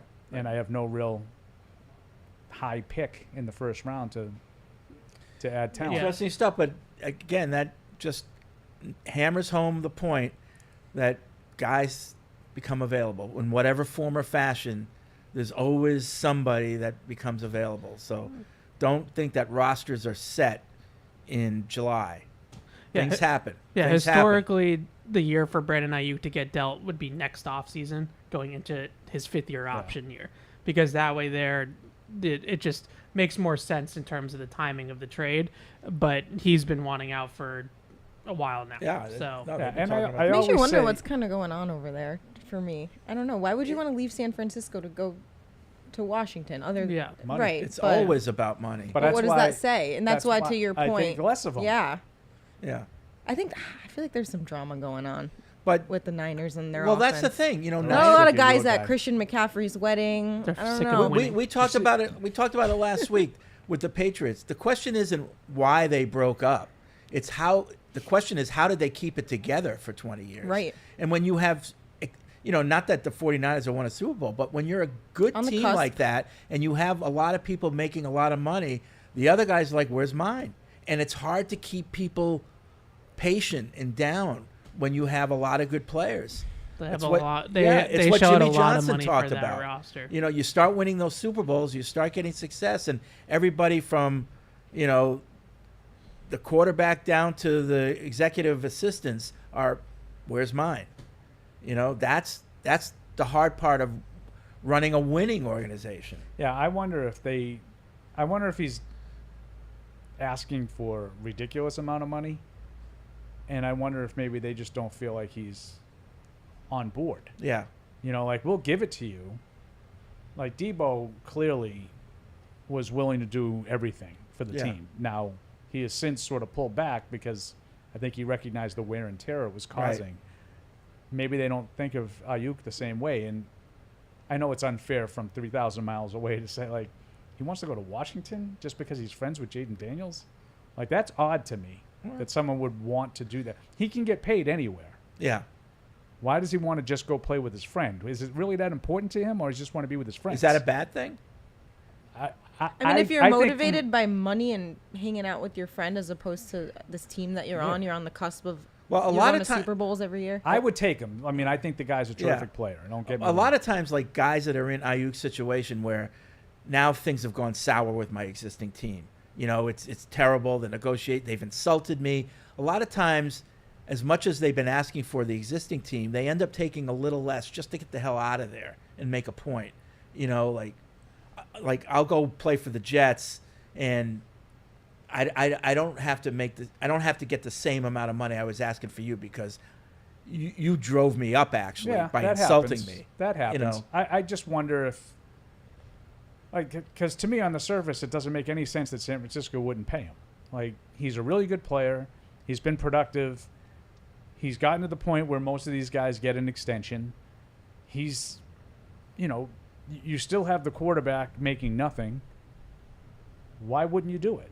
You don't have a quarterback that you're going to have to pay. I mean, Brock Purdy, if he has another year or two like he had, is going to get paid, but I don't think he's going to get paid like Mahomes and Allen and those guys. No. So it's not like paying Aiyuk is going to prevent you from being able to do your quarterback in 2 years. No, I feel like not paying Aiyuk is surrounded by Kyle Shanahan probably thinking, I can take Ricky Pearsall in the first round. I can make him. And I'm going to make him just as good as Brandon Aiyuk, which this is a slippery slope, as we know here, that sometimes the guy's just Bill not as used good. to do the same thing a lot. But I feel like they feel as though it's a system. It's an offense, it's a system, and I'm plug and play. I'm going to take Pearsall. I think they took him 30th or 31st, whatever their pick was, in the first round this year, which sort of was the writing on the wall that somebody, whether it was Debo, Brandon Aiyuk, someone was going to be the odd man out there in San Francisco. And it seems like instead of paying Brandon Aiyuk $30 million a year, we're just going to draft your replacement and trade you. Let's go back to the phones. To catch the McCaffrey. Nate's in Pennsylvania. What's up, Nate? Oh, yeah. Hey, what up, PU crew? How you doing? Good. I hate to derail your football conversation with some off-season talk, but I got a quick story and a question for you. If you don't mind. Okay. So I had a Patriots Unfiltered themed dream the other day, which I think is weird to begin with because I've obviously never met any of you, but it happened. I don't know. But here's how it goes. So you guys are doing the show in like a conference room of some sort, and you're having typical kind of off-season banter, having a good time, and Jonathan Kraft walks in the room, and for whatever reason, everybody kind of like freezes up and gets kind of awkward and uncomfortable. I don't know if there was just like him breathing down your neck or whatever. Three guesses as to but why. The funniest thing is Fred, kind of without skipping a beat, says, "Hey, Patriots fans, if you want to see Toyota's best deals, including those not seen on TV," and kind of just eased everything. And then I woke up, so I don't know what that was all about. I just thought it was funny. Were you listening to the show before bed? I don't know. I don't know what it was all about. So we can't But even it get the brings me free my car in question. a dream. We're part of their psyche, though. Oh. You should go see a sleep psychologist, see what this means.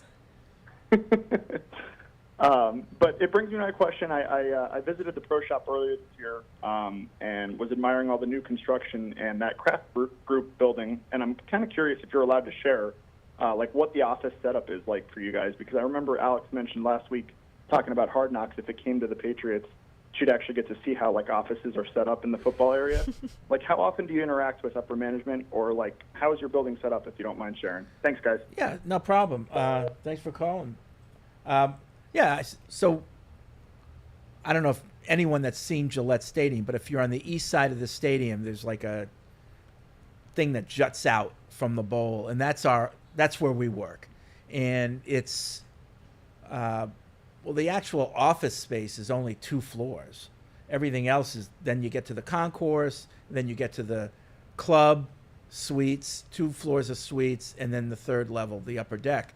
So the actual offices are only 2 floors. We're on the 2nd floor, and football is on the 1st floor. And the way it's been up to this point is never the two shall meet.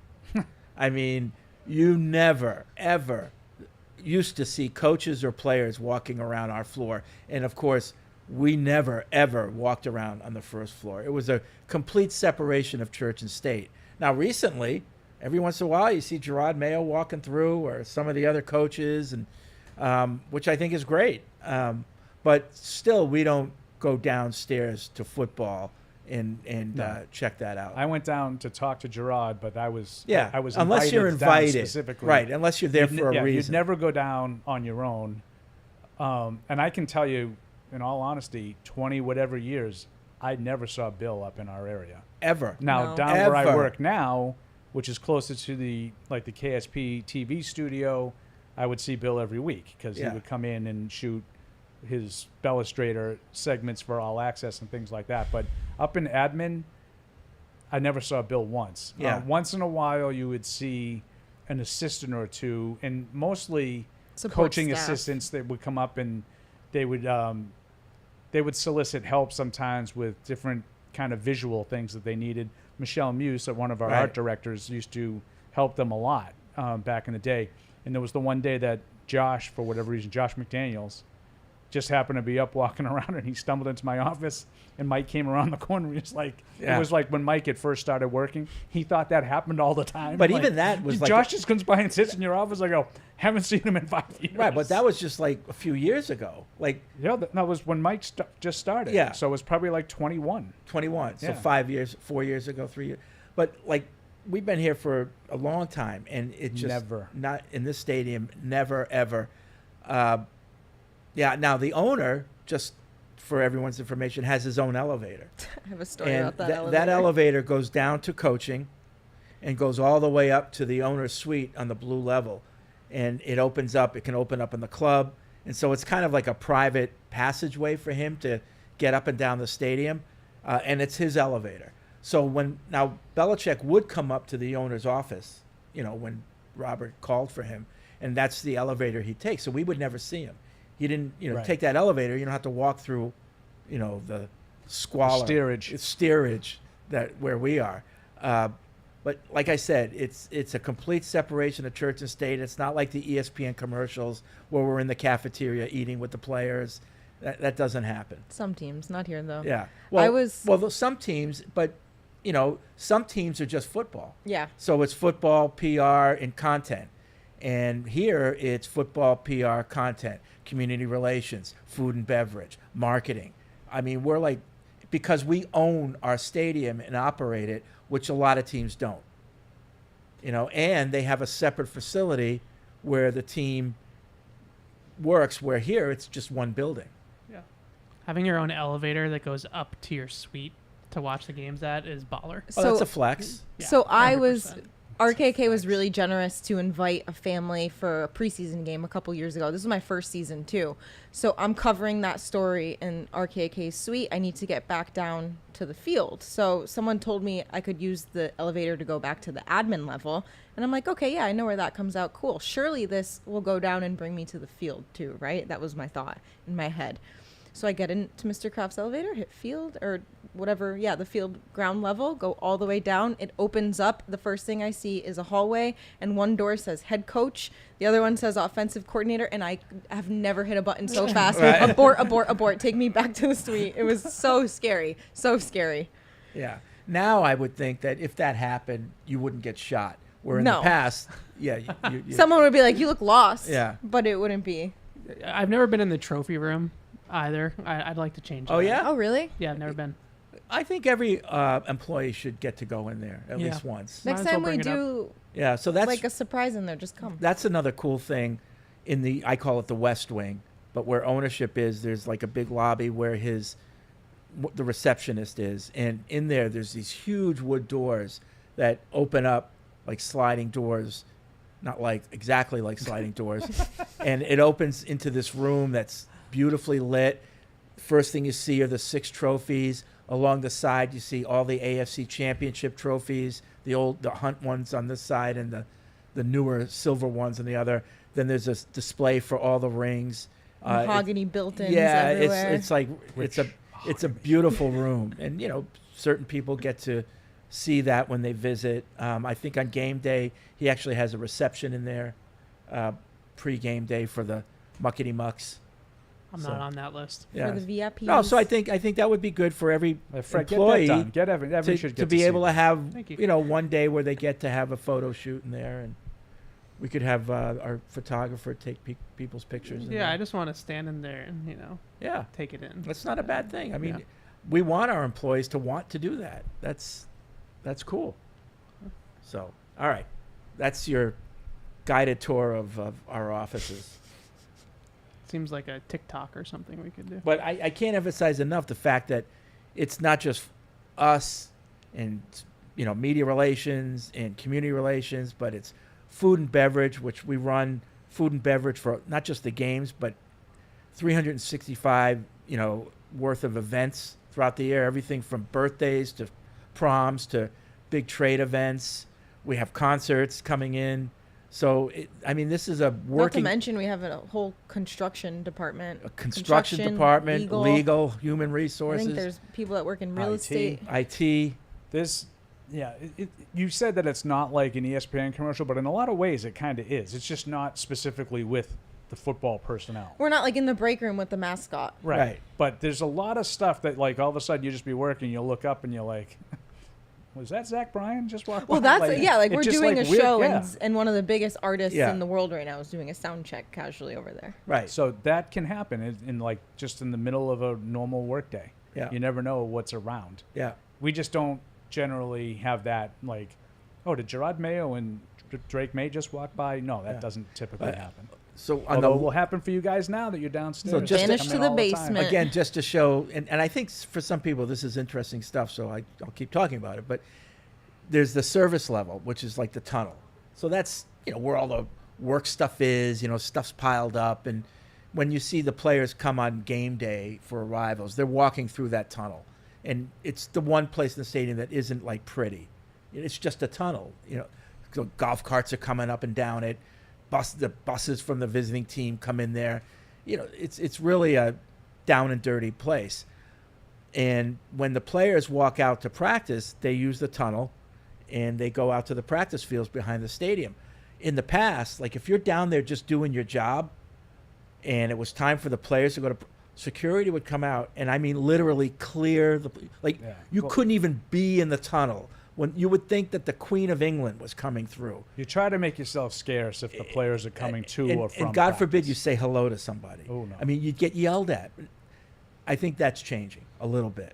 Well, on the road, we are all going up to our rooms or something like that. And I remember one time, I won't say what the players were, but the elevator opened and all these players were getting into the elevator. And one of them looks at me and is like, "Are you coming?" And I was like, "Oh, no, I'll take the next one." The next one. Yeah. Oh, yeah. And he was like, "What do you mean?" Like, it was like, so they didn't understand. They were just completely flabbergasted. Right. And I was like, even in Germany, I remember like Joanna Tavai wanted to buy us drinks. And we're like, I can't do that. Right. Because I didn't know who was watching. Yeah.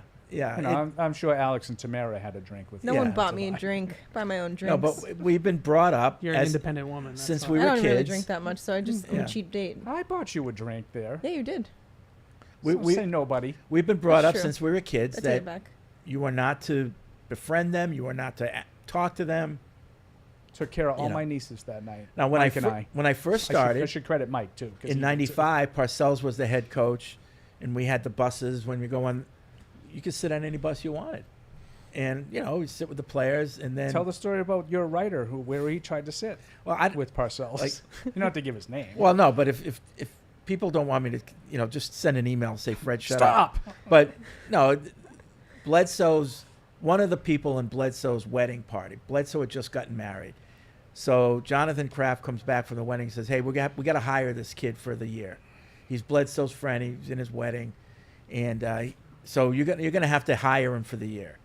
So, okay, so we do, and his thing is, I'm a friend of Bledsoe. I'm gonna be a friend of Parcells. I'm gonna be his best friend. I'm gonna make myself his friend. Didn't work And out well. so he would try little things in press conferences, and Parcells would just shoot him down. So one time we're on the bus. And Parcells always sits in the front seat on the right-hand side. Nobody next to him. Just that's his seat. So we're already on the bus, sitting behind there. And this kid says to me, "Watch this. I'm going to go sit with Parcells." I'm like, "Yeah, I don't think that's a good idea." He goes, "It'll be fine." So he gets up there and he sits on the seat where Parcells is going to be. Parcells gets on the bus and he says to the kid, he goes, "No. So what he does is he gets up and moves to the seat next to him. Parcells goes, "Get the F out of here." And that was it. From that point on, now you had designated buses. So it's his fault. So that's how Bus 4 started for the Patriots because of this guy.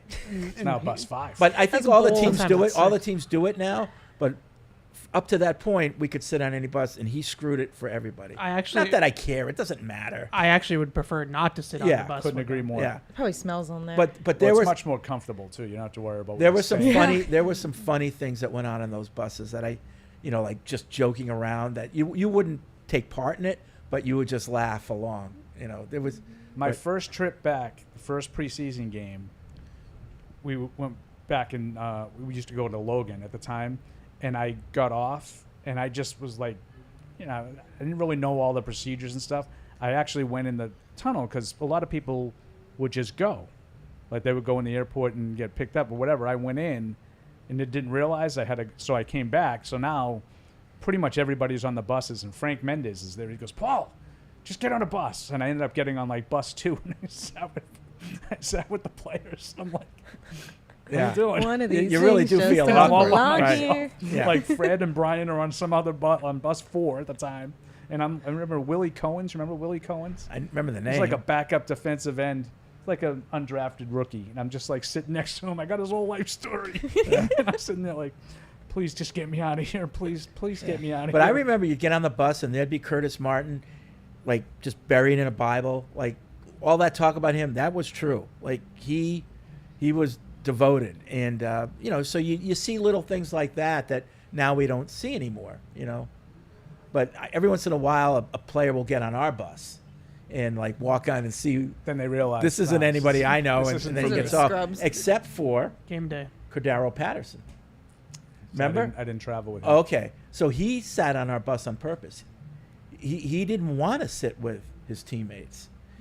I forget what it was, but I was right there and hearing this, and he said, "Cordero, why do you sit on our bus?" He's like, "I don't really like football." That's what he said. Now, of course, since then he's still in the league and producing, but it was like so weird. Maybe it was a put on, but yeah. On game day, some of the players will come on our bus because they'll usually take the last bus to leave the hotel to go over to the stadium. So right, that's your last call. So some players get on there, and I always take a little note of which players are the ones that are sneaking on the bus Straggling at on. 10:39. Yeah. As we're about to pull out. It's like, and we've had some notable. coaches will get on that last bus too in the past. Yeah. But that's a little insight. I hope you found it interesting. Probably not. Let's go back to the phones. Mark's in Connecticut. What's up, Mark? Good afternoon, guys. Mark, was that interesting at all? Oh, hi, Mark. It was. Okay, good. Now the floor is yours. Evan, Paul, I think it's a take here. What? In my eyes, the left tackle. Yes. I don't know if that's the him. left tackle position has to be the second most important position. And I don't understand why we're not addressing the position. It's a good second guess, for sure. I would have thought that either through free agency or with a high draft pick, there would be somebody targeted for a left tackle, and they. The only thing I can say feel is the same this way. kid that they drafted played right tackle, Caden Wallace, played right tackle in college, but the guy that was in front of him was the 4th overall pick, right? Evan, you want to take this one? Olufushanu? Yeah. Well, not 4th overall. I think it was like 9 or 10. Okay. But do you want to take that? But maybe this guy can play left tackle. So 32 NFL teams are looking for left tackles. Penn State had 2 of them. Yeah. Like, is that realistic to you? What do you mean? There are not enough left tackles to fill the NFL rosters, but Penn State had 2 that were that good. Maybe. It is highly doubtful. Paul, do you agree, though, that it's like the second most important position on the field? No, I don't. Quarterback. But it's an important position, so we don't have to get involved in a semantic argument. But yeah, it's strange to me that they didn't address it, and I agree the way Evan talks about it all the time. Their solution was to take 2 right tackles and see if one of them can play the left side. One of them's a veteran in a core of 4, and the other one is Caden Wallace. We have no idea if either one of them can play at all, let alone left tackle. We don't. We don't. But will you be shocked if Caden Wallace is a competent left tackle? Yes. You will be. Yeah. Left tackle? Yeah. Yes. Right tackle? No. A third-round guy who never played left tackle was going to be a competent But why left didn't he tackle. play left tackle? Because he wasn't good enough. He wasn't better than Fasano. Right. But he was great. Well, supposedly great. He's great. Then why did he go in the 3rd round? Because If he was never played See, it. you could argue. I could take that argument if he was a projected left tackle coming out, and he got taken in like early 2nd round. Yeah. You could sell me on this. Yeah. By a lot of accounts, he was kind of a reach in the 3rd round. Well, all I know is when it comes to left tackle, there's something there that we don't know yet. Like he was a really good right tackle. He was okay. Otherwise, he wouldn't have been a 3rd-round pick. Well, right tackles don't always go that high. He was really good his We're gonna find last out in year. training camp, though. Yeah. I think, At Penn who's gonna be State. playing It took him a while to break out. Sebastian at Penn State. Vollmer was really good his last year. Didn't even get invited to the combine. Yeah. Sebastian Vollmer missed his whole last year with back surgery. Okay. He was a good right tackle. But he's, And he went in the 2nd round. I'm just saying there's a possibility because he could be everybody thought he was good when There is- healthy. There is a possibility. There's always a possibility. But that being the plan of Chukwuekorfor for a career right tackle in the NFL who fell out of favor in Pittsburgh and was benched last year in Pittsburgh, then cut by the Steelers, is now signed to the Patriots to be the starting left tackle for the Patriots in Week 1, to break it in for a rookie who played right tackle in college and is now going to try to play left tackle in the pros, is a fair second guess. That's how they address it. Now, my rebuttal... could it work? Yeah. Anything's possible. Of course it could work. Yeah, and just to be fair, I didn't really feel like it was possible for them to attack all of their needs in one offseason. They had too many holes. So to realistically go into a draft, and yes, maybe they could have paid a Jonah Williams in free agency who was a little bit better than a core 4, and that would have helped us a little bit more. But to realistically get a franchise quarterback, a number 1 receiver, and a starting left tackle all in the same draft was not going to happen. So if Caden Wallace is a starting right tackle, then great. That's a good 3rd-round pick. Sure, if absolutely. If he's a swing tackle, then that's a fine 3rd-round pick. It's not a great 3rd-round pick, but it's an okay 3rd-round pick. But if he can start anywhere on the line, then he was a good pick. See, I agree with Evan. I think it was unrealistic to expect you to do that in a draft. I don't think it was unrealistic to expect you to address those spots in the offseason. Yeah. Period. And I would just take the word franchise out. Like, I don't think it's realistic for anybody to say we're going to get a franchise quarterback, franchise wide receiver, and a franchise left tackle all at once. Right. That's getting pretty fortunate with your personnel. That was a talk. choices. If they traded down, maybe you could swing that. But, it didn't have to be in the draft. I think Evan's solution that he just put out, Jonah Williams would make me feel a lot better about left tackle. Tyron Smith would make me feel a lot better at left tackle than a guy who never played left tackle. Right. That's all. Yep. And yep. It's not like they got the wide receiver either. Yep. Teddy from Lowell says, do you think of Chicago as a potential trade partner for Judon? Chicago has been aggressive in trading future picks. They need a pass rusher behind Montez Sweat, as they have no depth, and they made a similar move last year. If not Chicago, who else do you think may be interested, and for what draft capital in return? Interested in Judon? Yeah.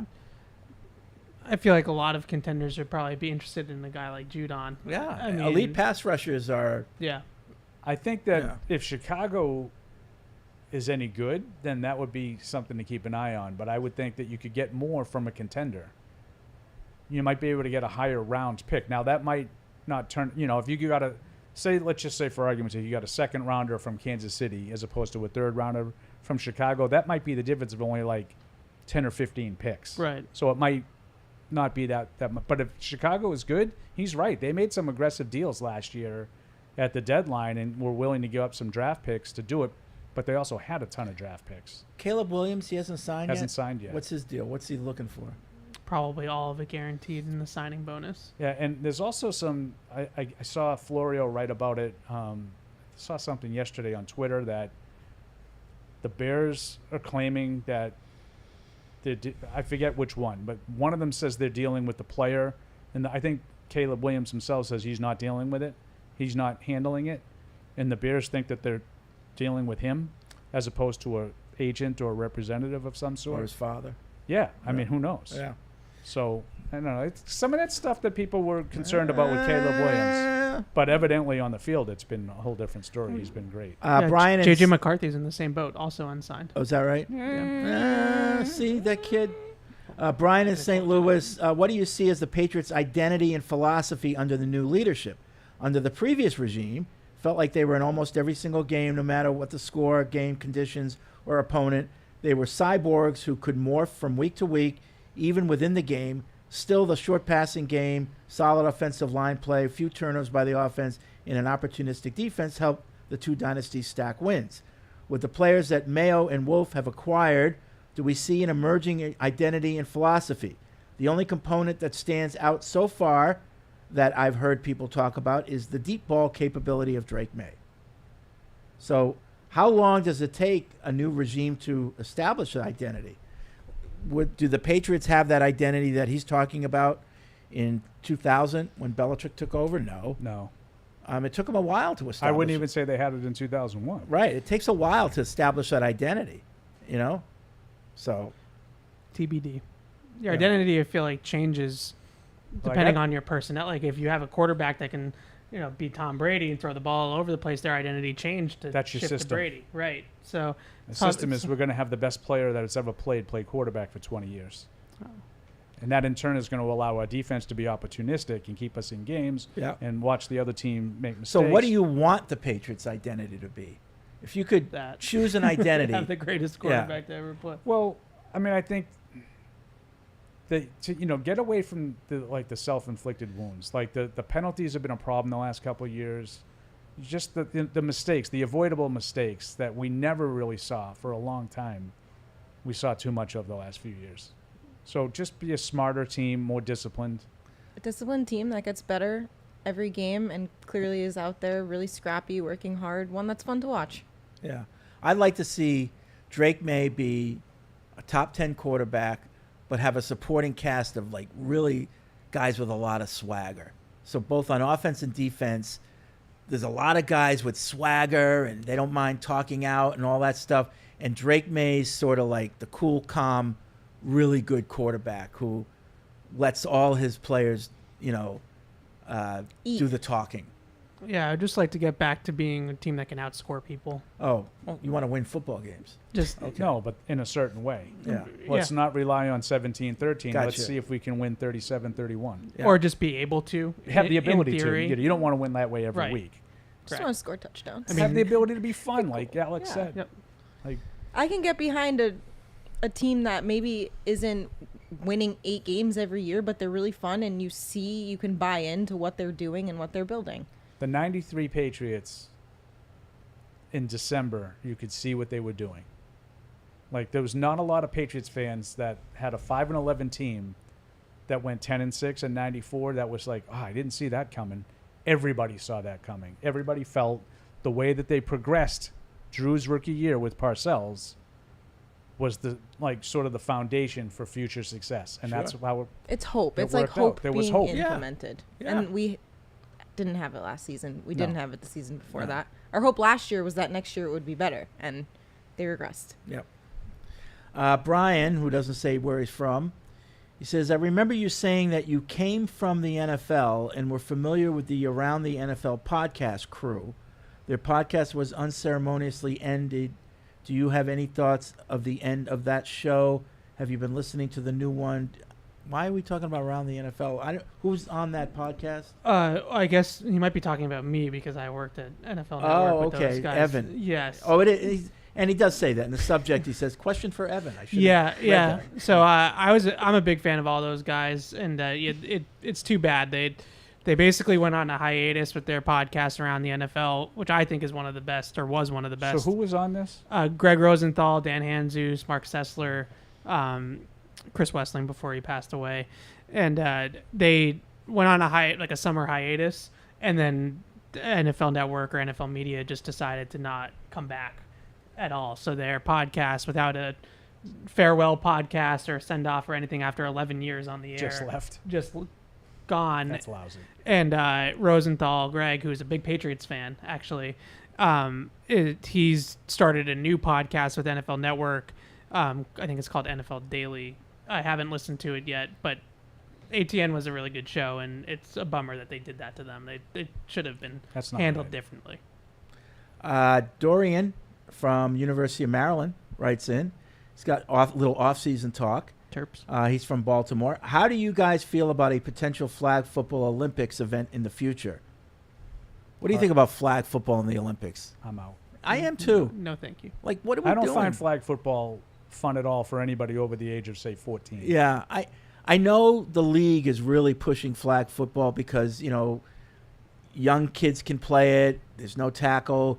Girls can play it. Yeah. It's a good way to get people introduced to the game of football. I disagree. It's a good way to introduce people to the football, the shape of the football. But other than that, it's not football. And my kids played from when they were, I think it was like 6 to probably 12 or 13. And it was great. Like, they really had a lot of fun playing. I had a lot of fun watching them play, but it's not football. No. It's not a substitute for football. I know that there is like a groundswell now of being a varsity sport in high school, which I just don't understand. Yeah. It's not, I don't think it's for grown-ups. Yeah. You know, and I understand that you could say like, well, in high school, you're not necessarily a grown up. You're close enough. Yeah. You're close enough to being an adult at 16, 17 years old. I don't get it. I mean, other than as a possible way to lay the foundation for eliminating football altogether, as we know it, which I think you'd be naive if you didn't think that was a possibility. Oh, no. There's no way. But maybe no way in our lifetimes, Freddie, but it's coming. I mean, that all that matters in flag football is the receiver and the quarterback. That's it. Yeah. To me, it's very boring. Yeah. When it's played at like by older people that are really skilled, Right. It's like it's boring. It looks like ultimate frisbee to me for some reason. I don't know. I just like part of the allure when they're kids is like you never know, like the kid's wide open if he's going to catch it or not, or if the throw is going to be there. And then sometimes you just have it and there's like 4 people there to get a flag, and it's really hard to get the flag when you're like 7. Yeah. To actually pull a flag. Like that's fun to watch them run around. It's like and it's chaos. Yeah. You know, it's like T-ball. Like you never know what's going to happen in T-ball when the ball gets hit. Yeah. You know, 9 guys end up on the ball on a pile. Kid runs the wrong way. It's yeah. You see the clips on Twitter all the time. Good stuff. And you're not going to get good wholesome fun. If you could sell flag football in the Olympics, that NFL players are actually going to participate in it. But even that, you want that? Yeah. I wouldn't want that. Yeah. I mean, it's the same as basketball or hockey. But at least you're playing the sport. Yeah. No, I hear what you're saying. If you were going to but- sell me on an Olympic team of real football, No, you now can't- obviously we can't do that's that. unrealistic, but that I would watch. Well, it's like the NHL. And NHL players weren't like historically going to the Olympics. It was all your best junior players. Right. But NHL and NBA now, the pros play, and I'll watch that. But I you know, and I think the thinking is from the league is that, you know, this is a good way to introduce them to football and eventually they'll play football. I don't see that direct line. And what are the other countries going to look like? Well, that's like the are thing other is countries going to there's- get riled up about flag football? There's some like World Football Oh, Federation. it's being. That's why it's in the Olympics now. Is because And the as a- U.S. And the got- U.S. team lost a few games. Yeah. But the players, no offense to the players that participated, the players that participated in that for the United States are not. I don't even like. They're probably our Z tier of players. It's my soccer argument. Right. That's why we're not good in men's soccer. Because obviously you're not getting the NFL guys are not playing in that, but not even the D1 college guys are playing in that. So you're unless you're going to get a talent pool of legitimate players, then it's just not worth it. Speaking of soccer, Oh, did God. you see what happened in Miami Hard Rock Stadium with the Copa? Yes. Like, what At the happened Copa? there? They just got overrun, and people didn't want to wait to get in, or Well, were there these were people people without without tickets. Fans went purposely without tickets to storm the So gate. was, Like, what- that was how the did they strategy. organize? Was it a Facebook group that they got together and said, let's show up without I think tickets? that's just soccer. Those soccer Sorry, fans football. are I know, but it crazy. doesn't happen a lot. It happened Well, you at know the how World we Cup have, a like, couple that years ago. external- Did it? In Paris. Yeah. There was like a 30 for 30 documentary about one of the English Premier League teams years ago. A lot of people died getting trampled. I forget what it's called. We're It going to was have really to good. crack down on that, make Well, severe we have penalties. like that. Can we we do have PTO days when the World Cup is here? Well, you want to watch the World Cup? I just don't want to be here Yeah. to have that happen. Oh. You'll be going the other way. Yeah. Yeah.